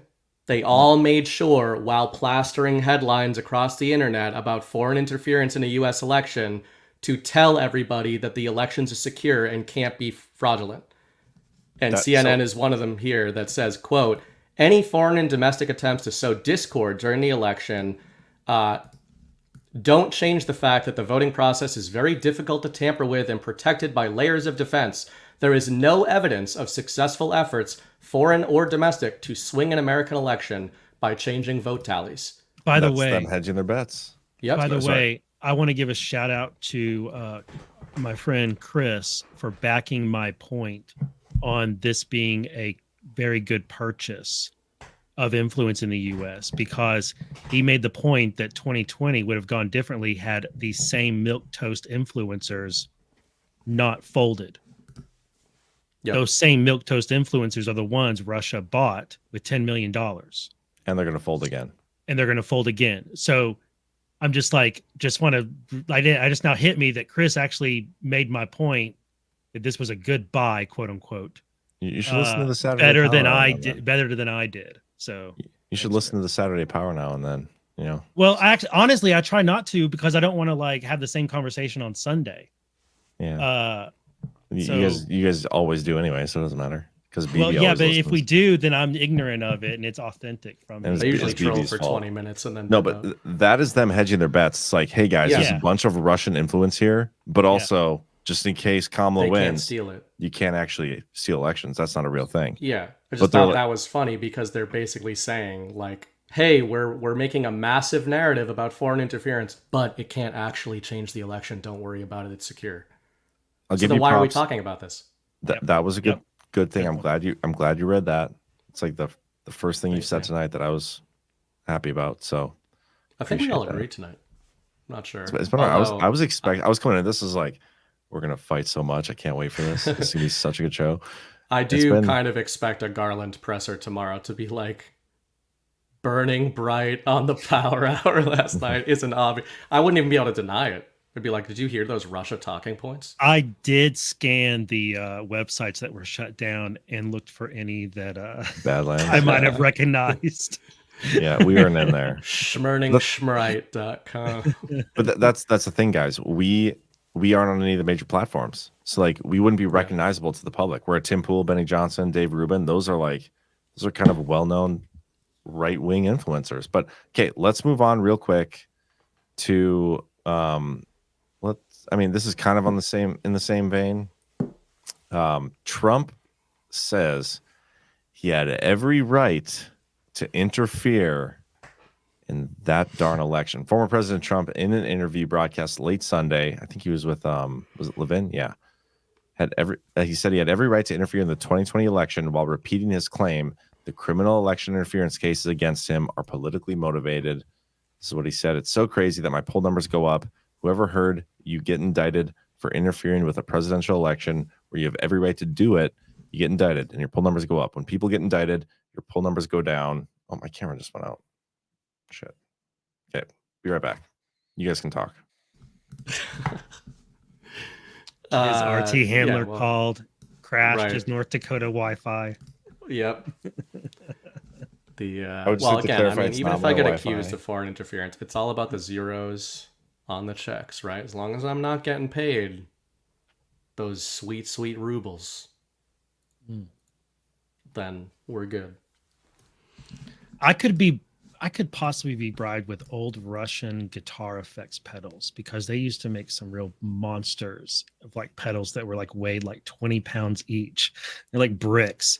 And I had a guitar teacher who had a collection of them. And they were so industrial, dude. Like, we're trying to invert the trust paradigm here, and we're basically, while like Poole and Johnson, everybody are putting out PR statements talking about how they had no idea of this, and we believe them, by the way. There's no evidence that they had any idea this was going on. I'm not even joking. They don't seem to know. We, on the other hand, are trying to convince people to bribe us. More actual Russian. It's an invert. See, you can trust the people, guys. If somebody's asking for bribes, you can trust them because they're being honest about looking for the bribes. It's the people who claim to not want to be bribed you got to watch out for. That's what I think. Spoken like a true Irishman. Right. Right. It's like the typical South Boston thing. Like, well, yeah, I mean, they were criminals, but they were our criminals. But while John is away, and we're talking about indictments, which are my favorite topics, that indictment of Kathy Hochul's aide is a big, big deal. Like, she had some nice houses. She's trying to Hochul's trying to separate herself and say she was terminating all this stuff. Like, whatever they caught her on was, they had to report her. It must have been so overt that Hochul's administration had to report her and put her on leave immediately. Yeah. But that woman had been operating in New York State government for over 10 years, and she'd been a PRC agent the entire time. So the number of people that indictment connects to is quite big. $700 billion and $1.3 trillion. John's not getting attention. You have to wonder if the timing here, if they were waiting on this tenant thing. It's Cuomo's administration and Hochul's administration that individuals are going to be implicated in with that. And she directed all sorts of connections between PRC entities and New York State entities that then did contracts, and money changed hands. So like, I don't think that it ends with just the indictment of that lady. Chat caught me. I technically did just say we could trust Joe Biden because he publicly bragged about his bribes. But I do trust that Joe Biden was our boy Blue So I just don't think he knew it. it checks out. Yeah, that's fair. Did But I miss maybe the anything bribes important? is the key. I mean, I was saying that we are, while these people that are supposedly wrapped up in this influence op are out there, putting out statements saying that they don't accept bribes or anything, Kyle and I are trying to, hint at what it would take to bribe us, and that the people that you can really trust are the ones who are open about what they would need to be bribed. Oh shit. So- Well, and what did you say it would take you? Well, I'm not sure, actually. I'm still thinking about it. Kyle wants like Russian. Well, the joke's on, medals. I would never pay you guys. I would never bribe you. I would just keep it all myself. Yeah. So screw all We're y'all. under no illusions that we've been bribed here. Yeah. You guys have not been bribed. But the thing to me is like the thing to me is anytime, like, nobody even asks us to alter our content, and like I never ask you guys to or I never tell Right. you guys what you can and can't say. It's Like, pretty obvious because we argue all the time, but that's actually kind of a good indicator. but we get sponsors. We actually got some sponsors who reached out recently, like even wanting to come on and like, hey, can we just do a quick 2-minute, 3-minute interview and talk about our product? We're like, no, we're not a fucking infomercial. Yeah. Like, And there might be good products and stuff, but yeah, we've said no to that stuff. all the time. Like we don't allow that stuff to alter our content. The creators on this platform, the people I trust. I'm not 100% perfect. Like, we try to get the best people.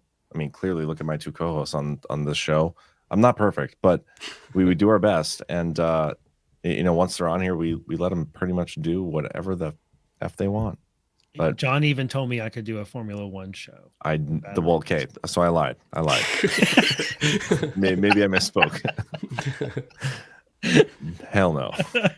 Actually, you know what? If you want, honestly, bro, if you wanted to do an F1 show, you could. I know. Do a monthly. Kyle's like, I know. I could. In fact, Kyle, you could do one, and John will have no idea. That's how much he controls us. I wouldn't have an idea. I just wouldn't watch. Every once in a while, one of us will be like, John, what did you know about this show that's on like Wednesdays at 2 p.m. or whatever? And he's like, no, I'm gonna check it out today though. That's like, not I'm sure true. It's not true. exactly true, but it's true-ish. It's true-ish. So like okay, for instance, Abs is like, hey man, we're gonna start doing this show Y Chrome. So we're probably gonna stop doing sports talk. I was like, hey, whatever, go ahead. Like the only information I got about that is who was on it. It was Alpha, CanCon, JB, and Abs, and then the name came from Ash, Y Chromes. And that's like basically all I knew. It was gonna be a guy show. And that's like I it. didn't have any of those. Yeah. I mean, yeah. Oozing estrogen at Badlands Media. Yep. But okay. Final topic tonight, I think, and this should be a fun one. I love when anybody in Trump's orbit talks about continuity of operations or continuity of government. We got another one of those juicy nuggets from my student namesake. Love this guy. He hates me, but big fan of his. He loves Tim Pool, though. Oh, god damn. I'm just saying. I mean, he loves him. Loves Benny and Benny. Yep. Yeah. I mean, you guys aren't wrong. Just frustrating. Just frustrating. But anyway, Hates Ash us. Patel went on the Sean Ryan show, and not only was this interesting because of their talk about continuity of government, and this is the second time that Cash has done this in the last like 2-3 months, because he was on what's the tour? He got what's that his name question does? from an audience member. The Reawaken tour. Yeah. He got a question about this. Talked about the Biden administration implementing COG, whatever. That was an interesting discussion we had. But this one is also interesting because they talk about some critical infrastructure stuff, blackouts, and that is something we've talked about a lot on this show, having to do with CISA. Remember the big boat that crashed into the bridge? Are they going to use some sort of critical infrastructure reasoning as the pretext to cancel an election? Like, hey, China hacked our infrastructure. We can't trust the election results anymore. They're talking about blackouts here, but we're not going to listen to this full 8-minute clip, but we'll listen to some of it. Big. That's what she said. I don't know what. How vulnerable is it to outside attacks? Big. It's big because once they hit it, we can't fix it fast. I mean, look, we just saw Paris during the Olympics just got blacked out. Ain't a coincidence after the opening ceremonies. And again, I think President Trump has talked about this. You need to overhaul the infrastructure around these systems to safeguard us from what I view as one of the easier threats our adversaries can deploy against America. And it's also, those are harder to trace too. So that's the other thing. The sourcing would be much harder on that than, say, a kinetic operation like a 9/11 style attack. I mean, is there any contingency plans up at the top on if that were to happen? So there's this thing called COOP-COG capabilities, like continuity of government, and everybody's heard about locations around America. Can't really talk about, but there's a continuity plan for government to keep going, and for enough personnel to be around to make sure we can do all those things and supposedly defend the nation and have the commander in chief and his cabinet secure and do all that. But there's no contingency plan to say, if you wipe out the electricity west of the Mississippi, how are we going to turn it on? He must have read your series, John. I mean, that's. You think he's read it? Otherwise, how would he know? That was the reference to COOP-COG. They go on for a while talking about the blackout stuff and everything, but that's the interesting thing, because I would consider what they're talking about to be an NEF, a national essential function, which is one of the things that I think the current devolution team or COG team would prevent, or be able to prevent, or have, like, things in place to not allow us to be severely affected by that. But the way he phrased that, let me see if I can play it again to quote him properly.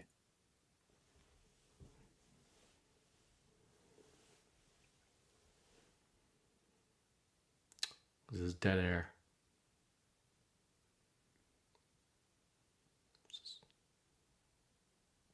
This is horrible. That part right there. What did you say? We didn't hear it. We can't hear it. I thought you were. That was perfect. Me going back. Just dead air. Listen. For enough personnel to be around to make sure we can do all those things and supposedly defend the nation and have the command.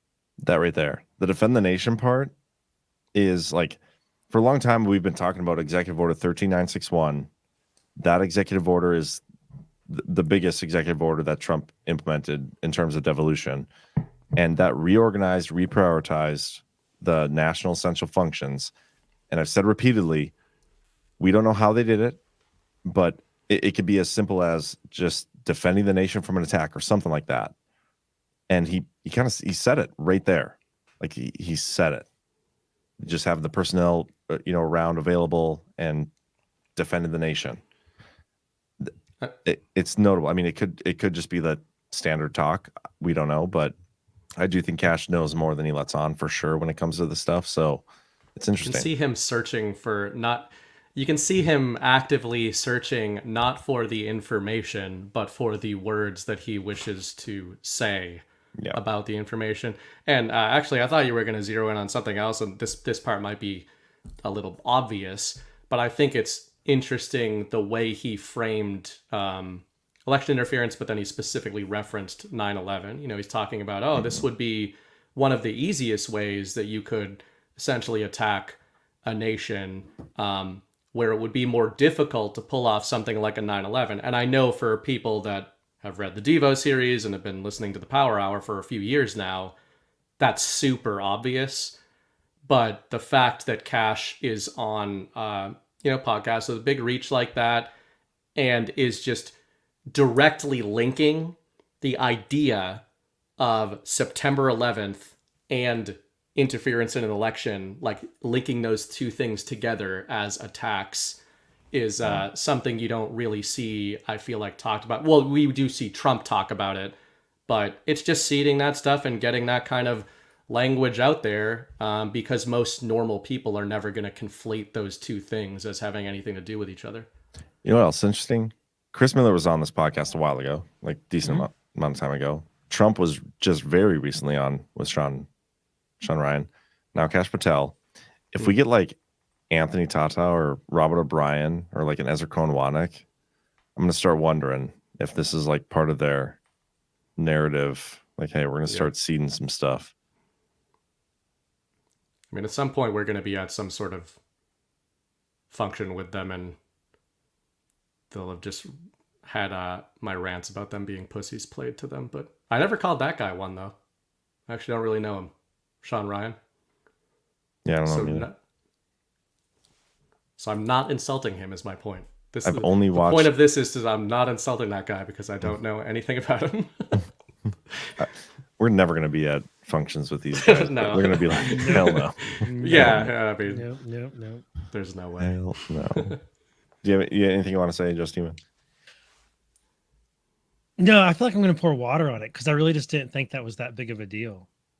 I mean, the fact that we have a Devo guy talking about COG, that's always a big deal, man. It was in response to Sean Ryan's question, though, and it was a straightforward answer that would have been could have been given by anybody, really, including you. For sure. Right? So, like, I kind of feel like he was prompted there. That's actually kind of interesting, though. It just didn't strike me as being all that much of a big deal that he mentioned it. But also they had breakfast, like they were with each other all morning before they had this interview. Like that's how Sean Ryan does his stuff. Like they come out, fly in the night before, they get together, they hang out all morning, talk about what they're going to talk about, and then they do the show. And so I would be curious if this was planned, like to talk about this. I mean, this is like a 10-minute segment. Yeah. This whole thing was a 10-minute segment. But they didn't spend the whole 10 minutes on Coop Cog, though. No, but they talk about blackouts and the whole pretext of it is the COG. Which, to me, I mean, the thing that really kind of like perked my interest in it was that Cash did his usual thing of going really extreme with the hyperbole on like wiping out power west of the Mississippi, as if there's like one place where you could like target and then wipe out power for half the nation all at once. It's not a thing, but look, my internet has been. But it's interesting that he juxtaposed it with. But he juxtaposed it to Coop Cog. It's like that was like the one interesting thing is that he named an extremely unlikely, massive event, and he juxtaposed that against Cog. Instead of the obvious play was to take 9/11 and to say on 9/11 there was a temporary declaration of COG. That was the last time we used it, and it was used just for the moment because there was a threat. Maybe he didn't do that because it wasn't technically the last time they've used it. Possibly. I don't know. Now that I'm talking about it, now I'm going to make more of it. You got me talking. There you go, man. There you go. I actually one thing that stood out to me just in terms of how he answered it, you're right that he kind of gave a rote answer, but he almost answered it in the same wording that he answered that question at the event that you mentioned, That's John. right. And, you know, I guess on one hand, you could take that and use what I just said to pour cold water on it, but I sort of think the opposite. That seems to me like this is a canned response to an expected question for somebody like this, right? So if we say that this wasn't discussed before the interview, it was organic as it happened, that actually makes me more, you know, when you've got a military figure there who isn't answering this in different ways and all these different scenarios every time it's asked, he's like, this is the answer to this question. This is what I'm supposed to say when presented with this question. I would expect that more out of somebody who maybe is not supposed to talk about specifics about whether or not such an operation is in effect. I also find it interesting that, you know, these people, well, actually, this guy does ask the question more. Let's see how similar it is. Yeah, let's take a listen. Okay. And this was from June. I'd like to ask Cash a question in regards to the DoD continuity policy that was just updated 3 days ago and made about 25% longer than the one 4 years ago. So what he's talking about is when there's this thing called Coop Cog activities, continuation of government activities and policies, and DoD being the no-fail mission is on top of the chart in case something happens to government leadership or we're under attack and things like that. And the extension you're talking about, I believe, is referring, I haven't seen the details because the details aren't actually public, but what I think he's alluding to is that what are they, the Biden administration, doing in terms of continuity of government that may interfere with our election cycle? You know damn well that's not what he was saying. We should actually be keenly aware of. It's not something that many people talk about. It's actually a great question, and I wish I had the actual answer, but the only way to get that is to be in the Biden administration. The other way to do it is to challenge it in court and go to federal court and force the disclosure of that information so you all and we can see what they are planning ahead of the election before it's too late. So gosh, I love that. That is opposite. That's opposite from what he just engaged with. He brought up, I forgot this. He brought up Coop Cog in the context of Biden administration going to interfere with the election using Cog. Yeah. But then Sean Ryan just asked him about it, and he's like, "Oh no, well, Coop Cog, this is what it is." Blah blah blah blah blah. Just like could have been right out of encyclopedia answer. That type of like canned answer, basically. Yeah, that's why we made such a big deal of this. Just matter of fact. We talked about this when it came out. Like his answer here is so big because the context of Coop Cog and interfering in an election. I remember this now. Like who would think of it that way? Because that's not at all what it's for. But here's a guy who I've written about in the series. A lot of people have talked about keys in the Q drops.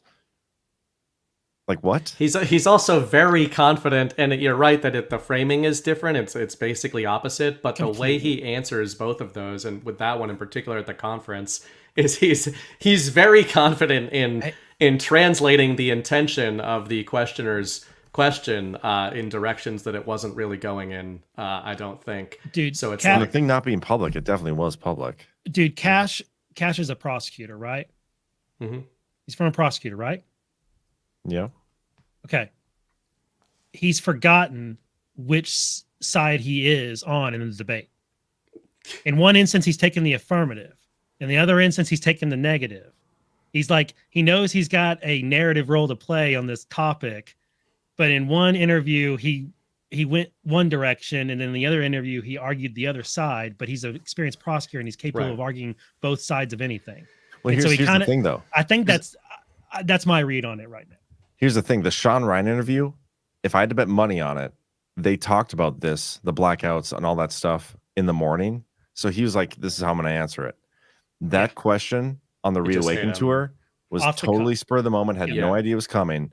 And that answer was like almost a panic answer. You didn't have time to prepare your canned response to that. So and he let on a little more. Deflected as bad. Biden He administration pushed it bad. toward the Biden administration. Yep. Right. Yep. Oh, that's so cool. Now that that I think is about interesting. it. Just the Sean Ryan answer is the real answer, dude. The Sean Ryan, not that what Cash said in the other one is wrong. You know, he said things that were accurate, but the Sean Ryan answer, I think, is while canned is the answer. That's a natural answer, and then he goes hyperbolic with the Mississippi thing. Well, no, the Sean Ryan one is the canned. It's the false answer. It's the canned one that he's supposed to be saying. The other one is the one that's like he messed up on. Like I shouldn't have said that. I shouldn't have said that COG can and interference in elections. Well, I think what Kyle's saying though, this is a weird one, but I think what Kyle's saying though is that the conference answer, Cash sort of panics and then gives a false scenario that is not. In other words, the intent of that questioner's question at the conference was not at all what Cash answered. It's not what the questioner was trying to get at. What the questioner was trying to get at is what we always talk about with COG, meaning patriots using COG, and Cash immediately panicked and swerved it to a false implication. He rephrased the guy's question and told the audience what the guy meant about the Biden administration when that is not what that guy meant. That guy was talking about, are you guys involved? Why did the continuity of government procedures extend? Whereas you're right that the Sean Ryan one would have been planned, but I think it's planned in terms of a deployment. Like this is how patriots would use COG, where the conference one is, oh shit, it's Biden. Like, well, okay, but my point is his slip up here is conflating continuity of government with election interference. Like, why would his mind go there? Because I think that was intentional. It was a spur of the moment question. Like, in my opinion, what happened in 2020 by the left's viewpoint is going to be deemed as some form of election interference, something Trump shouldn't have done. It was unconstitutional. But that's like spur of the moment, no time to plan your response to that question. That's where his mind went. COG, elections. I think he talked about elections with both of them, right? Yeah. Didn't he talk about elections with both of them? No, I don't think he did in the Sean Ryan one. I thought that's he was what talking about the infrastructure. He was talking about blackouts and infrastructure. Maybe a going... blackout, like for the Yeah. Okay, that's what I thought the context was. Either way, it's interesting that his mind goes to election. That's actually why, if I was mistaken there earlier, I was saying I thought it was interesting that he made sure in the planned, let's just say for the sake of argument, Sean Ryan answer. Let me play this again. So we're... How vulnerable is it to outside attacks? Is what though? He's talking big, because once they hit it, we can't fix it fast. Power grid. I mean, look, we just saw Paris during the Olympics. Okay, it's got blacked out. Ain't a coincidence. After the opening ceremonies, and I think President Trump has talked about this. You need to overhaul the infrastructure around these systems to safeguard us from what I view as one of the easier threats our adversaries can deploy against America. Also, those are harder to trace too. So that's the other thing. The sourcing would be much harder on that than, say, a kinetic operation like a 9/11 style attack. I mean, is there any contingency plans up at the top on if that were to happen? So there's this thing called COOP-COG capabilities, like continuity of government, and everybody's heard about locations around America. Can't really talk about, but there's a continuity plan for government to keep going and for enough personnel to be around to make sure we can do all those things and supposedly defend the nation and have the commander in chief and his cabinet secure and do all that. But there's no contingency plan to say, if you wipe out the electricity west of the Mississippi, how are we going to turn it on? You know, it's kind of interesting here, this part where he says, he's almost like upset, like, oh, you know, everybody's heard of locations around the country. Yeah. So there's this thing called COOP-COG capabilities, like continuity of government, and everybody's heard about locations around America. Can't really talk about, but what do you think he's actually referring to there? Because like I could go ask my parents, like, hey, have you guys heard of continuity of government's locations around America? They like, what are you talking about? Like the average everyday, is he referring to like devolution with this right here? Like, because he looks fucking annoyed. He does look annoyed. He looks annoyed. He looks like he's responding to like public sentiment, not public normies, but sentiment in the truth community and theories. He's doing what I do and what we do when we respond to people who aren't actually in front of us. Yeah, let me do this are one in more our time. head. Yeah. Okay, imagine he's getting asked, like, have you heard of devolution? Or the Q drops. COOP-COG capabilities, like continuity of government, and everybody's heard about locations around America. Can't really talk about, but that little bit. I pick up on what you're picking up on, John. Everybody's heard about it. Can't really talk about it because I'm in that series. I'm in those drops. Yeah, that's. Although here's one that popped into my head just to stretch, perhaps.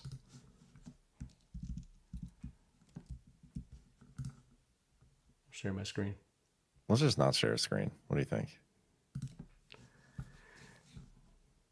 Cal, what do you think, man? I mean, have his Russian friends sent in any checks this month?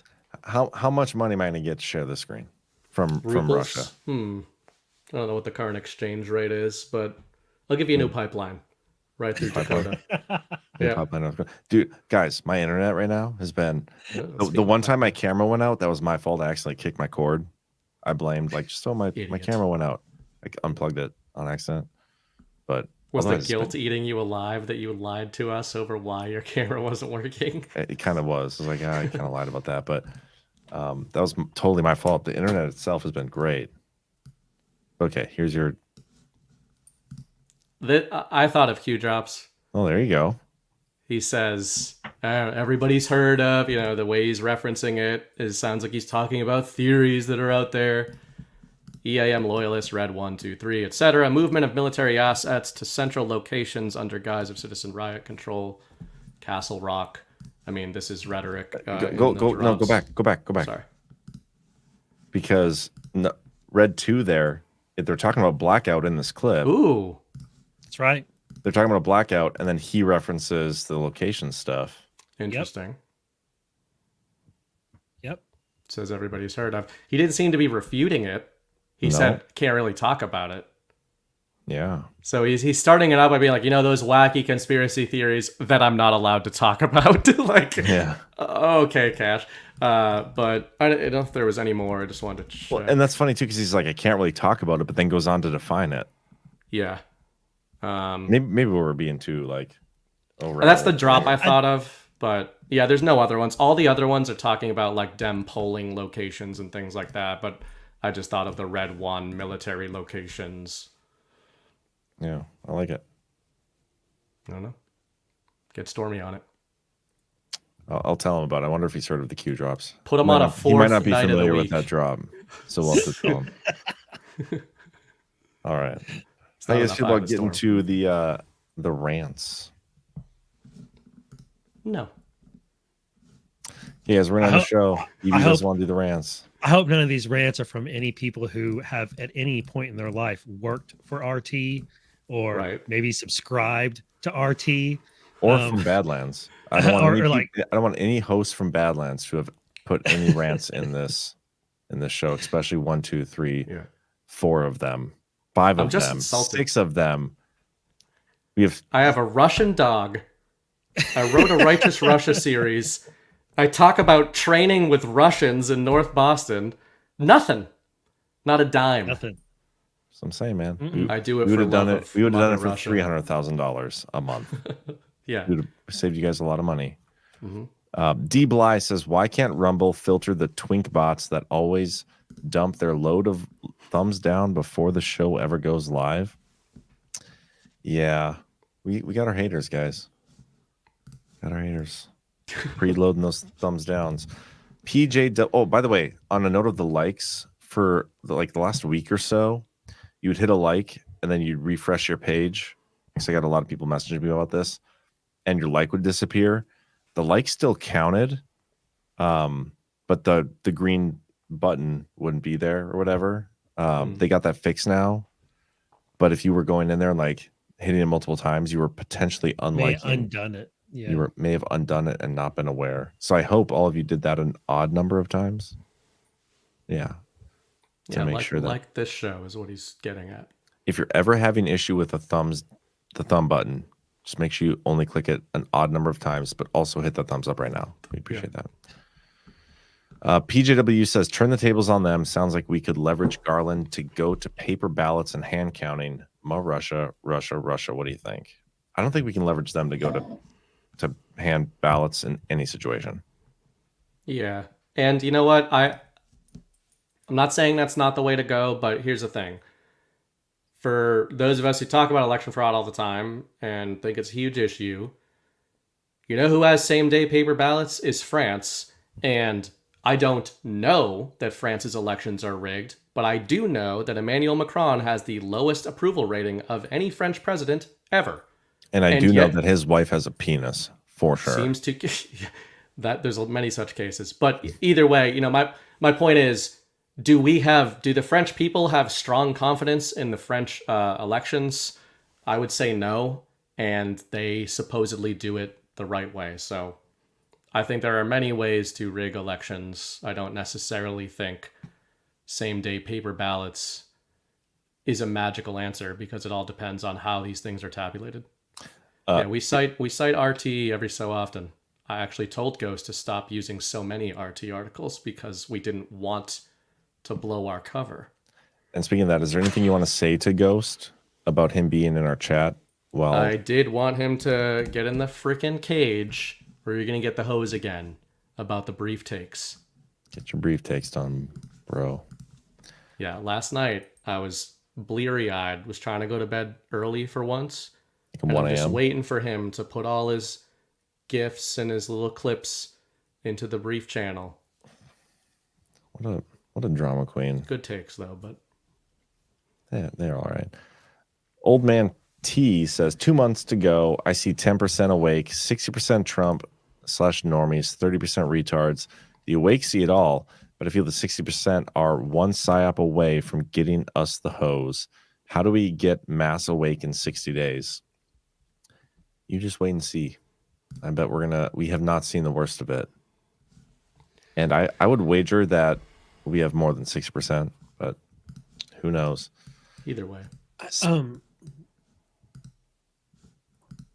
I have a quote that's applicable here, and I'm trying to remember how to say it right, but I heard it earlier today, and it's like, Is when it you gain knowledge, it creates nonlinear paths to other points of knowledge. And so, like, get the knowledge that we're gaining from some of these things right here will create what seems like nonlinear reactions and consequences down the line that provide more knowledge and wake more and more people up. So it's kind of like that. It's like knowledge begets, or like not begets. Knowledge causes more knowledge to be uncovered. So like the sharing of, like every time you share one of these things that like exposes election fraud or whatever, it ends up causing more knowledge, more things to be uncovered and more disclosure to happen. Linear?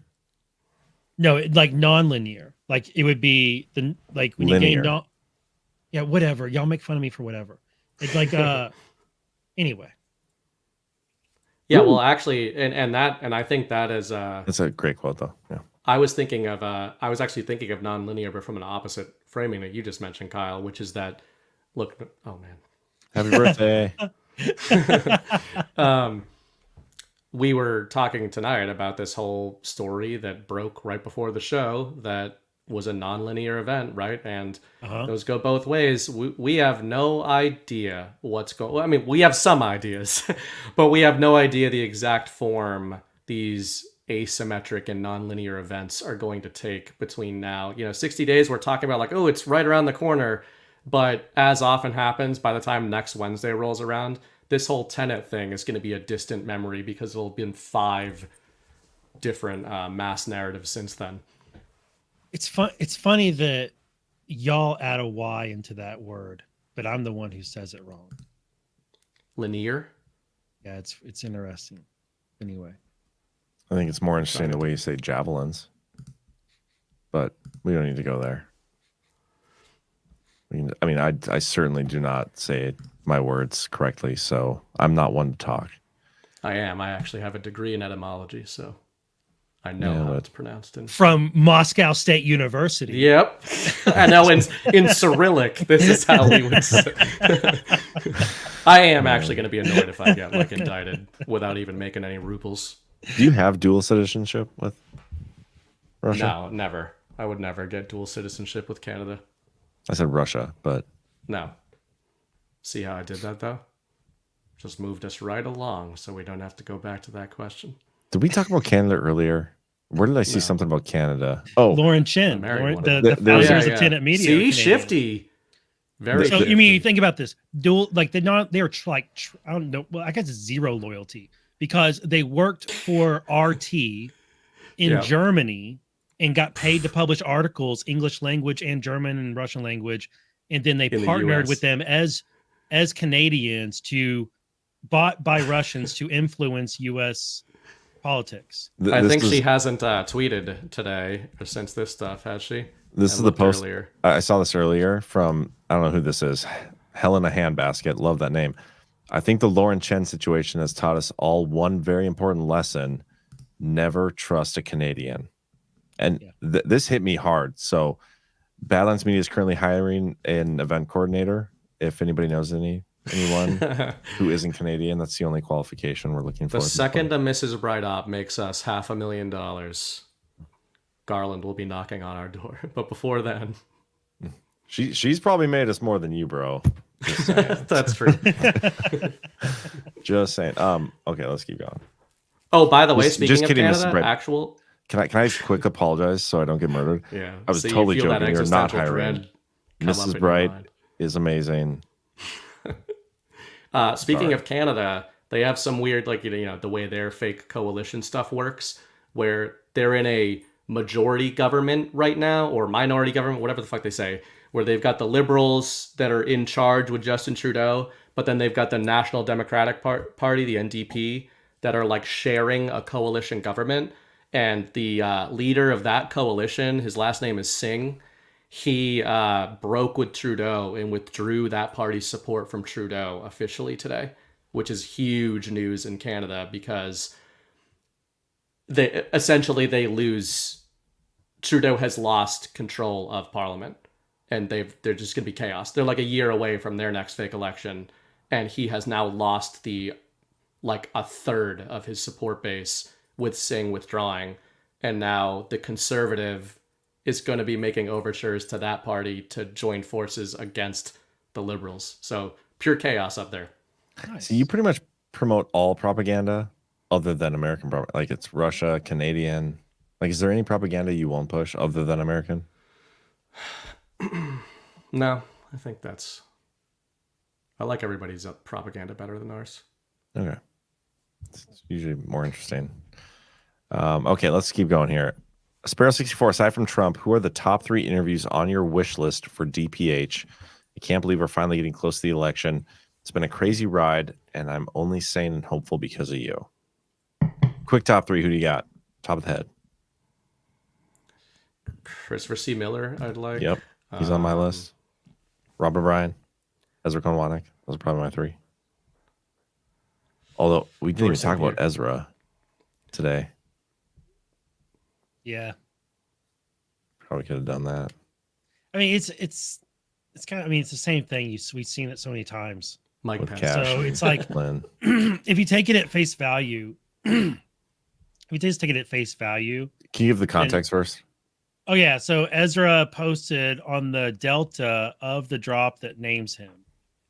So on the day of the drop that names him, and all the drop says is Ezra Cohen Watnick.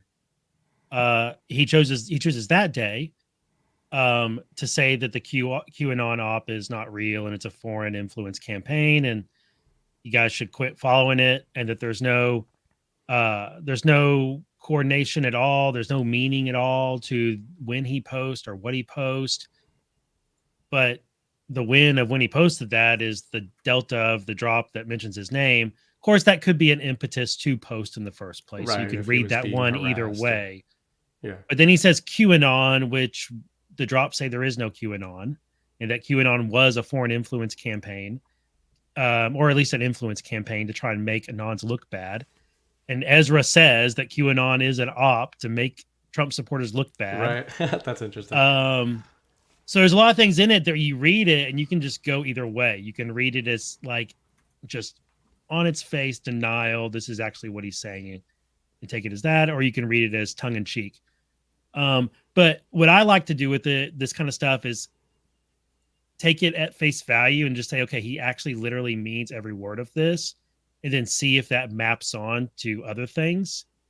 And for me, it doesn't map on that well. Mhm. Actually, I'll say this: the best I can get to map onto is if the very first drops, the 0 drop that are not numbered of Hillary Clinton being arrested, like the non-numbered 0 drop, was a foreign influence campaign. And that he, like at the beginning, there was a foreign influence campaign and Patriots co-opted it and turned it into this brilliant information op. So like I could go that direction with it, but one, again, just like if Trump or Flynn or anybody else says what Ezra said, I'm like, okay, quit hat tipping the Q up all the damn time. Quit saying 17 5 times in an interview like Trump did today or yesterday. Quit quit doing things that keep pointing us back to the drop. Quit sharing Q memes. Quit Don't sharing recite the Q quotes. oath on camera with your family. Don't recite the in Q your oath. backyard. Yeah, And if it is all fake, then like all of you guys need to come out and say that together, and then say you're sorry That's for morality thing. embracing people who promoted it, because you guys embrace people who promoted it and elevated them, and you still go on the shows of people who promote Q, but then you turn around and say it's fake and we need to get away from it. So anyway, I'm not mad about it. I'm not sorry to sound like I'm kind of irritated, but no, I get what you're saying. It's just that you see that kind of thing and people react to it. So you mean when somebody asked Trump, like, if he's fighting a satanic cabal, like the Q drop said, and he says, is that supposed to be a bad thing? Like things like that, right? Like, right. That's your chance. Right. Anyway, it is what it is. I've also tried to go down the rabbit hole of like, yeah, it is. It is a Peter Thiel operation. I know some people think that, and it was meant to make us look stupid. The article, besides Righteous Russia and all that crap, the article that randomly blew up and was the most read of anything I ever wrote was called We Are Q. And that the point of that article a couple of years ago was to go down that thought path of all three thought paths. It was a Patriot plan. It was a deep state psyop. It was people in their basement LARPing. Those are the three paradigms. What were the net effects of the Q-op? They gave people like me and millions others hope for the first time in years. They engaged us directly in the info war. They got us to search out the information ourselves, and they energized a literal generation of info warriors, including a ton of people who don't even know that they were influenced by the Q-op because they were influenced by people who were influenced by the Q-op. So, as General Flynn said, it was a damn good psyop. You're damn right it was a damn good psyop, and I don't really give a shit if it was a deep state psyop because it didn't work if it was. Okay, guys. I used to like joke around about Alfredo, Alpha Warrior, being a Fed. But I just want to show you something. This is Tenet Media right here. Tenet Media, Russian disinformationist, propagandist. Check this out. It says, screw you, and runs away. The police then say, okay, arrest the Proud Boys and put them in prison. The Proud Boys were the victims. They were being harassed and antagonized by a gang. And the cops had no problem putting the victims in prison. That's the initial problem I see. And I don't know if you guys want to explain what it's like to be cops and how you'd handle these things and where we're at. The issue with this is, and you look at my story, the first part of it's on Tenet Media, Alpha. You got some splaining to do, bro. He also shook my hand in an airport and said, "You're on a list now." That's concerning as well. Russian-backed media influencer supporting the Proud Boys. Tim Pool over there defending Proud Boys. Kind of. And Alpha Warrior defending Tim Pool. That's all I can see. And we had Cancon on there. They were trying to tie Badlands to Tim Pool to tie us to Russia. They just never invite. We came so close. We came so close. They never invite us. They never invite Chris or Patrick. Man. Anyway, I mean, I'm sure it has nothing to do with all my rants calling them pussies, but. We'll keep going. Angie K. There's no coincidence that Kamala goes after Tim Pool and DOJ goes after Tenet, claiming RT is paying them. Wake up! This is all Soros' plans to take over conservative media as he's planned. There you have it. Cosmic Thing says at Cosmic Thing. Thank you for that self-promotion there. Dirk McGurkin, what's the first rule of Election Theft Club? ? Assuming don't talk about it. Makes sense to me too. Says JB has been shouting, watch out for those mother effing Russians for a while now. That is true. He's been awfully concerned. He's been over the target for sure on the Outlier in LA says my fee for being super chatty this evening. Love you all. Thank you. Thank you. Timman 1295. I wonder how many clown CIA agents it took to put the PSYOP together. Remember, they had Vault 7, which allows them to disguise themselves as anyone. What if it wasn't even originated from Russia? I wonder who sourced it. I wonder if it was CrowdStrike. Alpha admitted in the chat. We got him. He said busted. Did he? I believe it was their bank accounts and their text messages. Well, they had IP addresses though too, didn't they? For all those domain names? For the Discord.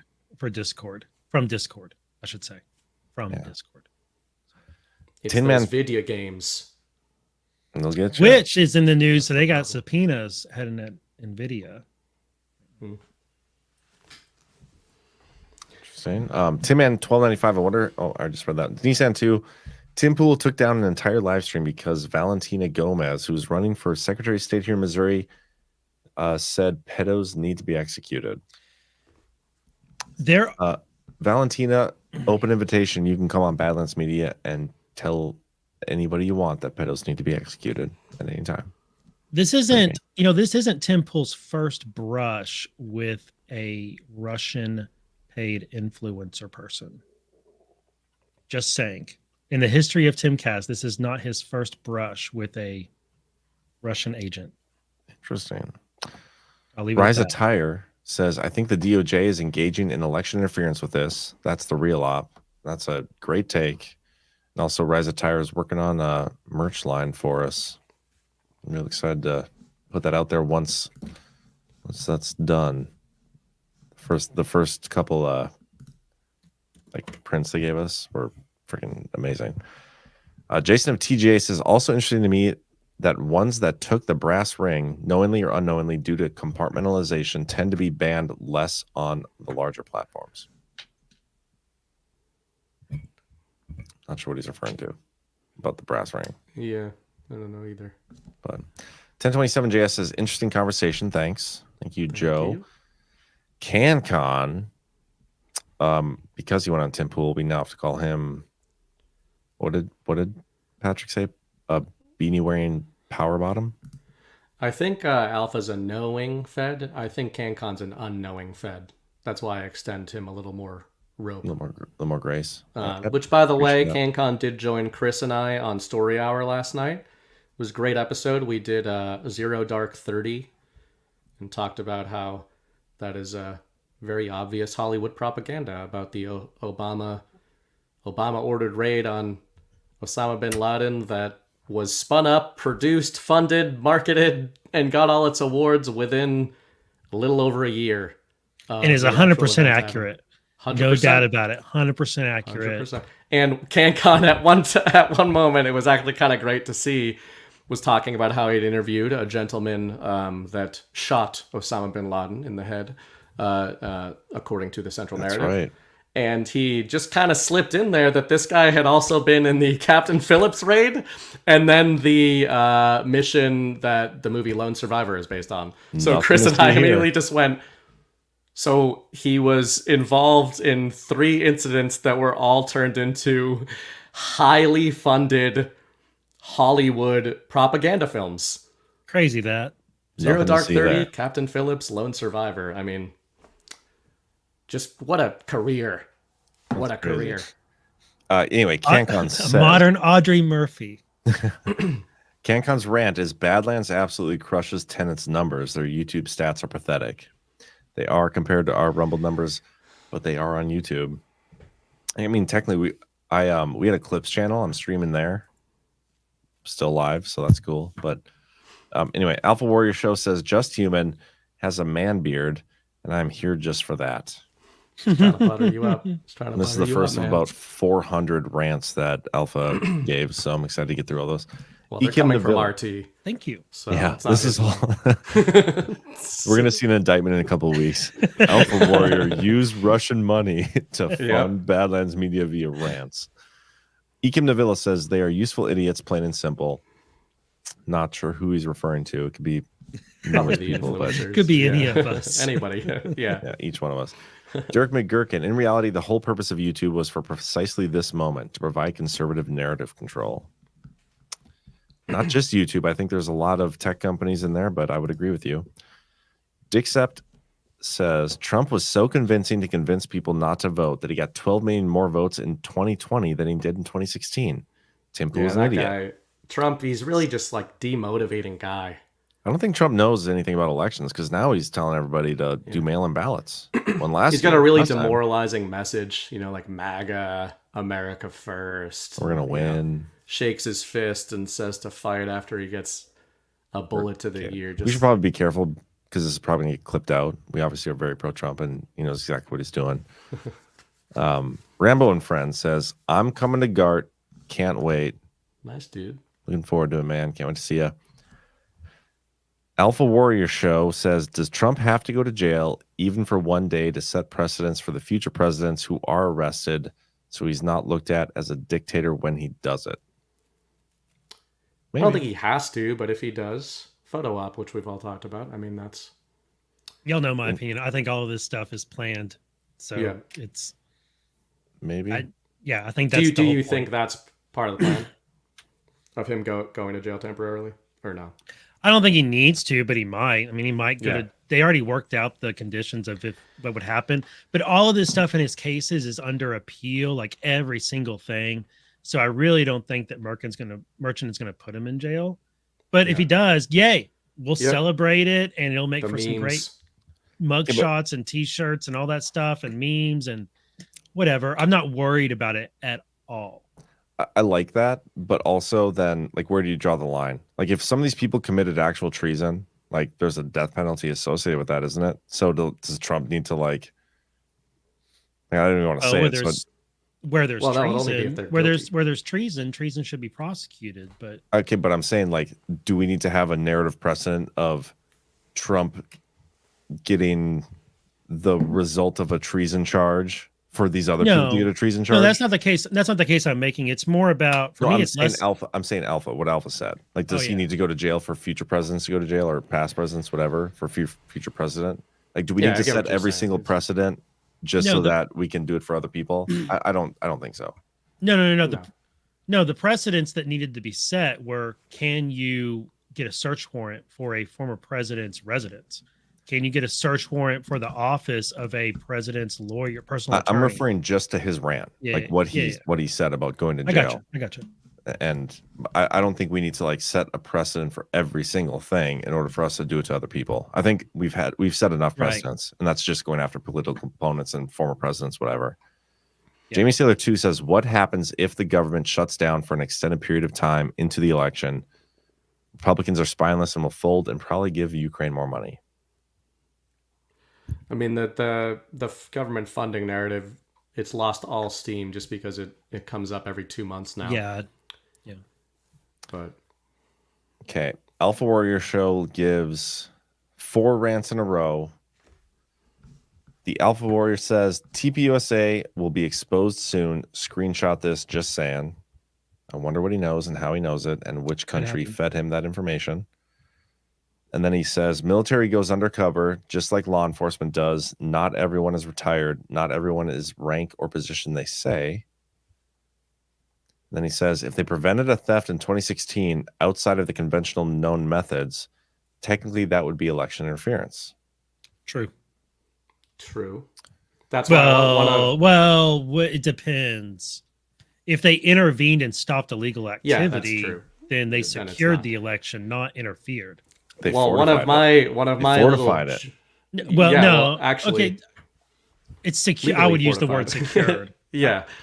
One of my jokes about 2016 is, wouldn't it be funny if there was Russia collusion and that it's a good thing because the Russians helped patriots stop a theft of.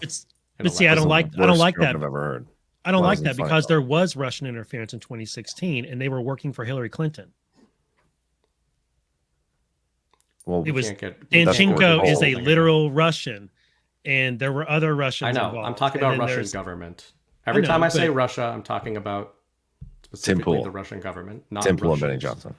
I'm just saying, when we pretend like there was no Russian influence in 2016, we're absolving the Clintons and the Dems of what they did. When I'm referring to it, I'm referring to Russia collusion as portrayed by Clintons, that it was Russia interference. And that gets us back to where we started the show. Elected. That gets us back to where we started the show. There are actuals that really are actual and are true, but it's the narratives and the reporting around them that ends up mattering most, which drives me to drink every other night because it pisses me off. Yes, since we're at the beginning, we should maybe just start over and redo this whole episode. So, I'm not even going to comment. I don't want to even go down this rabbit hole. And then one more from Alpha Warrior, $1 this time. The last few were $5. Now he's a cheap asshole. A comrade, and then just gives it's a honey trap. Long ass link. I don't even want to open that link because I don't know where it's going to lead me. Cranon 59. John, you've read Raven Hill. Do you actually think they decommission all of them and not built new hardened ones? It's not Raven Hill. It's Raven Rock. And actually, yeah, I was reading that today. Raven Rock right there, right on my desk. And of course they don't decommission any of that stuff. They say they do, but they all got some utility left in them. I'm curious about the ones that we don't know about. Anyway, Thunder Cape says, thoughts on Pence saying he cannot in good conscience endorse Trump for president. I was wondering if we get one of these comments. I knew we would. Satanic pedophile. Yeah, Linwood said so. Yeah. It's so funny about this. It's like every time Pence makes a comment about Trump, it's like, see, well, I can't wonder what John Patel Patriot fanboy Pence whatever says about this. It's like, my theory about him participating in some kayfabe would result in this exact same comment that you are talking shit about. So, but what do you have to say about Bill Barr saying mean words to the Trump? You got me there. You got me. Yeah. You got me. It's so funny. Literally every time, it's like if they're participating in deception and kayfabe, military deception is a real thing. There's an entire Joint Chief publication on it. Then what would you expect other than Pence saying, "Hey, I'm not going to vote for Trump. I can't endorse These comments Trump." are from people who watch Cops and think that cops can't lie. When cops lie all day, every day, as a part of their job, all the time. Don't say that. I'm just saying, like that. I'm not saying it's even bad, but people are like, yeah, they're like, it's like they think cops are like vampires. Like you've got to invite them into your home and they have to tell you the truth and nothing but the truth all the time. Okay, Thunderscape, is that true? Are you one of those? Do you watch Cops? Let's start there. Yeah, Let us know if you watch watch Cops, and then we'll go from there. Mm-hmm. Grimgia 1217. I look at the Russian RT stuff as a way to discredit the alt media in the info op. See, I don't see it as that. It's I mean, I see where you're getting at, but I think it's the Russian interference narrative to discredit Trump if he wins. They're throwing out like everything at the game board right now. But maybe. Alpha Warrior Show, another $1. Look up, drop 2937, read line 4. This is their out to disk queue. When you do that? 2937, line 4. Indivisible Value says Cash also mentioned how corrupt the DHS is. This would explain the predicted military involvement y'all discussed on Saturday's DPH. That's a good point. DOD is now helping with security on both parties' presidential campaigns, according to Lloyd Austin and the memo he put out. Interesting. Yep. And then Salt Muncher ODA says prescient presidential precedent. That's the final rant. You share your screen? It's a long one about why have no arrests been made yet. Let me see. Why have no executions been made? Is there one about that? Why have specific dates been mentioned? Define game theory. Why must disinformation be provided? Open source, public purview. It's essentially He just said plausible line 4. deniability. He just said line 4. You don't get to read more than that. Oh, line 4. Line 4 is disinformation. Define game theory. No, I understand that, but it's Right. line 3 is a continuation of that sentence. Oh, but that's just because of the size of BB's screen. Gotcha. Micro size screen. There you go. See. See now line 4. Go back up. I don't Yeah, confused. nobody's ever said this before, Alpha. What a find. Is that sarcasm I sense? There's that better. Anyway, it's disinformation is the answer. Disinformation necessary. Hey, I know we're doing really important stuff here, but can I just throw out that there's some trouble in the FTX Samuel Bankman-Fried criminal case? There's a little bit of a trouble afoot over there in that Can you case. do it briefly? Yeah. So you remember Ryan Salami? No. Ryan Salami is the FTX executive who handled the GOP side of swampy donations. Oh, yep. Okay. And him and Singh and Wang and Ellison, they all flipped on Samuel Bankman-Fried real quick, right? And cooperated with DOJ, right? And then they all got plea deals. Well, I'm sorry. Ryan Salami's sentencing is coming up. And they've been asking for delays in it because DOJ started investigating his wife. And so Ryan Salame's attorney's like, what are you guys doing? You can't be investigating my wife. We have a plea deal here, and you're not supposed to be continuing the investigation.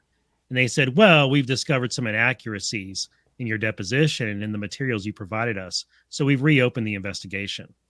And his wife a couple weeks ago got indicted because they failed to reveal to DOJ that FTX money went to his wife's political campaign and went into their personal bank accounts. So he took a plea deal and he hid Under part false of pretenses. FTX's scam that sent money to his wife and her campaign. And so now things are like, whoa, the plea deal's off. You broke it. You didn't come through on your end. Now his wife's indicted. Looks like he might get indicted again. And today, a sealed document hit that docket. And I'm wondering if it's an indictment of Ryan Salame or if it's a filing saying that we're pulling back that plea deal. It's off the table. Anyway, the FTX scandal might re-enter the news cycle here, and it could be there's some money flows to GOP swamp that weren't fully explored initially. That's actually fascinating. But that guy is definitely in the wrong line of work. Like, what a perfect opportunity to be like a butcher or something, like salami. There are a lot of weirdly funny names in the info war. It's never just like Ralph Smith. Ryan Smith. Well, I mean, Thunder Cape we got clarified. Jack Smith. Burning That's bright. true. That's true. No Cops fan here from Thunder Cape. I'm on your side. I wanted you to comment on the news narrative about Pence. That's all. I know. I'm just ruthlessly roasting you. Anyway. So good, man. Like you just fell prey to the once every other power hour Pence punishment. You brought it up. Some Pence up, dude. Frustration. I'm more confident in my opinion of Pence than I have ever been. And the same is true of Barr and pretty much everybody else. But much like Pence may never get public recognition, we will never get public recognition for supporting Pence not getting public recognition. And we'll The person whose role- we'll never get Russian money for pushing Russian propaganda either. Same thing. The person whose role in all of this that I have come to view has changed the most in my view is Kellogg. Like playing a more important role. Yeah, like of everybody involved here, that like how my view of them has been altered. The one whose my view has been altered the most is Kellogg, and it's because he was just a person whose name I was vaguely familiar with as being in the Trump administration, and now I think he might literally be the Q person. That's about as big of a change as you can get. We talked about him like 6 months ago or something. And, like we did a little dig on air. Yeah, but yeah, I would totally agree with you that. Yeah, that Devolution episode or whatever we did was pretty Maybe crazy. that's why Ezra felt the need to distance from Q. Feeling the heat. Kellogg was like, get on him, boys. The Alpha Warrior Show says, watch Y-Chromes Mondays, 1 p.m. Eastern. It works like Blue Chew. I don't know what that is, but Oh. Well, there you go. He spent like $30 just to plug his show on Mondays. So thank you, Alpha. And thanks everybody for tuning in. Hit that thumbs up. Get your Myrtle Beach GART tickets. Going to be awesome. And do you want to announce GART Moscow when we're? I think we'll wait. Well, let's probably wait till after the election. I don't want to get any, unwarranted attention. But I get it. Yeah, just I tried to get him to go for Sochi, guys. I wanted a beach. Right. I wanted Sochi, but the Olympic Village was not well maintained. So FYI, even though I am an American, this past Olympics doesn't fucking count, and everybody needs to acknowledge it, because whatever your feelings are on Russia, when you take a country out that averages top 3 in medals and then pretend all the other medals are legit. But bro, what about the guys wearing like that's not affiliated to a country? That is those soft. don't count. You're telling me those don't count? Those are Russians who didn't. I mean, most of the Russians who would have participated did not, because they didn't want to not wear. I know the whole thing's stupid. Just saying, like if there was if Americans are fair, if there was an Olympics and the U.S. wasn't there, would we think the Russian gold medals counted? Obviously not. I mean, if you open up your entire Olympic Games with the whole thing about transgenders and Right. whatever. Like, yeah, I think Yeah, you're not really trying to count things. But anyway, I don't really have a great video to play as an outro, so I think I'm just gonna do that water clip where Trump is moving around the water, just to show you how detail oriented Trump is. And so when he's out there like saying 17 5 times in a matter of like a couple minutes, like that's no mistake. He is very calculated. He's very thoughtful about everything. It's all coordinated, planned. He knows exactly how he wants to present himself to everybody in every situation. Here you go. We will see you next time we see you. Okay. Beautiful. Oh. I don't think you want to have the water in the picture, right? You can take it off. Yeah. Yeah, put it over there, Nick. Can I move this table as well? Yeah, might as well take the table. How are you? Oh, good, very good, thank you. You know what you can do, Nick? Put the table back, because it's missing something. Put the table back and put the water on the table without the thing on top of it.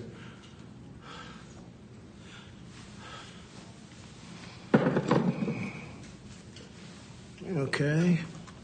How's that look?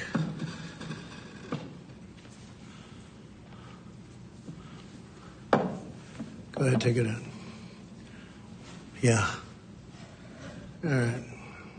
Yeah, good. Right? Let's go.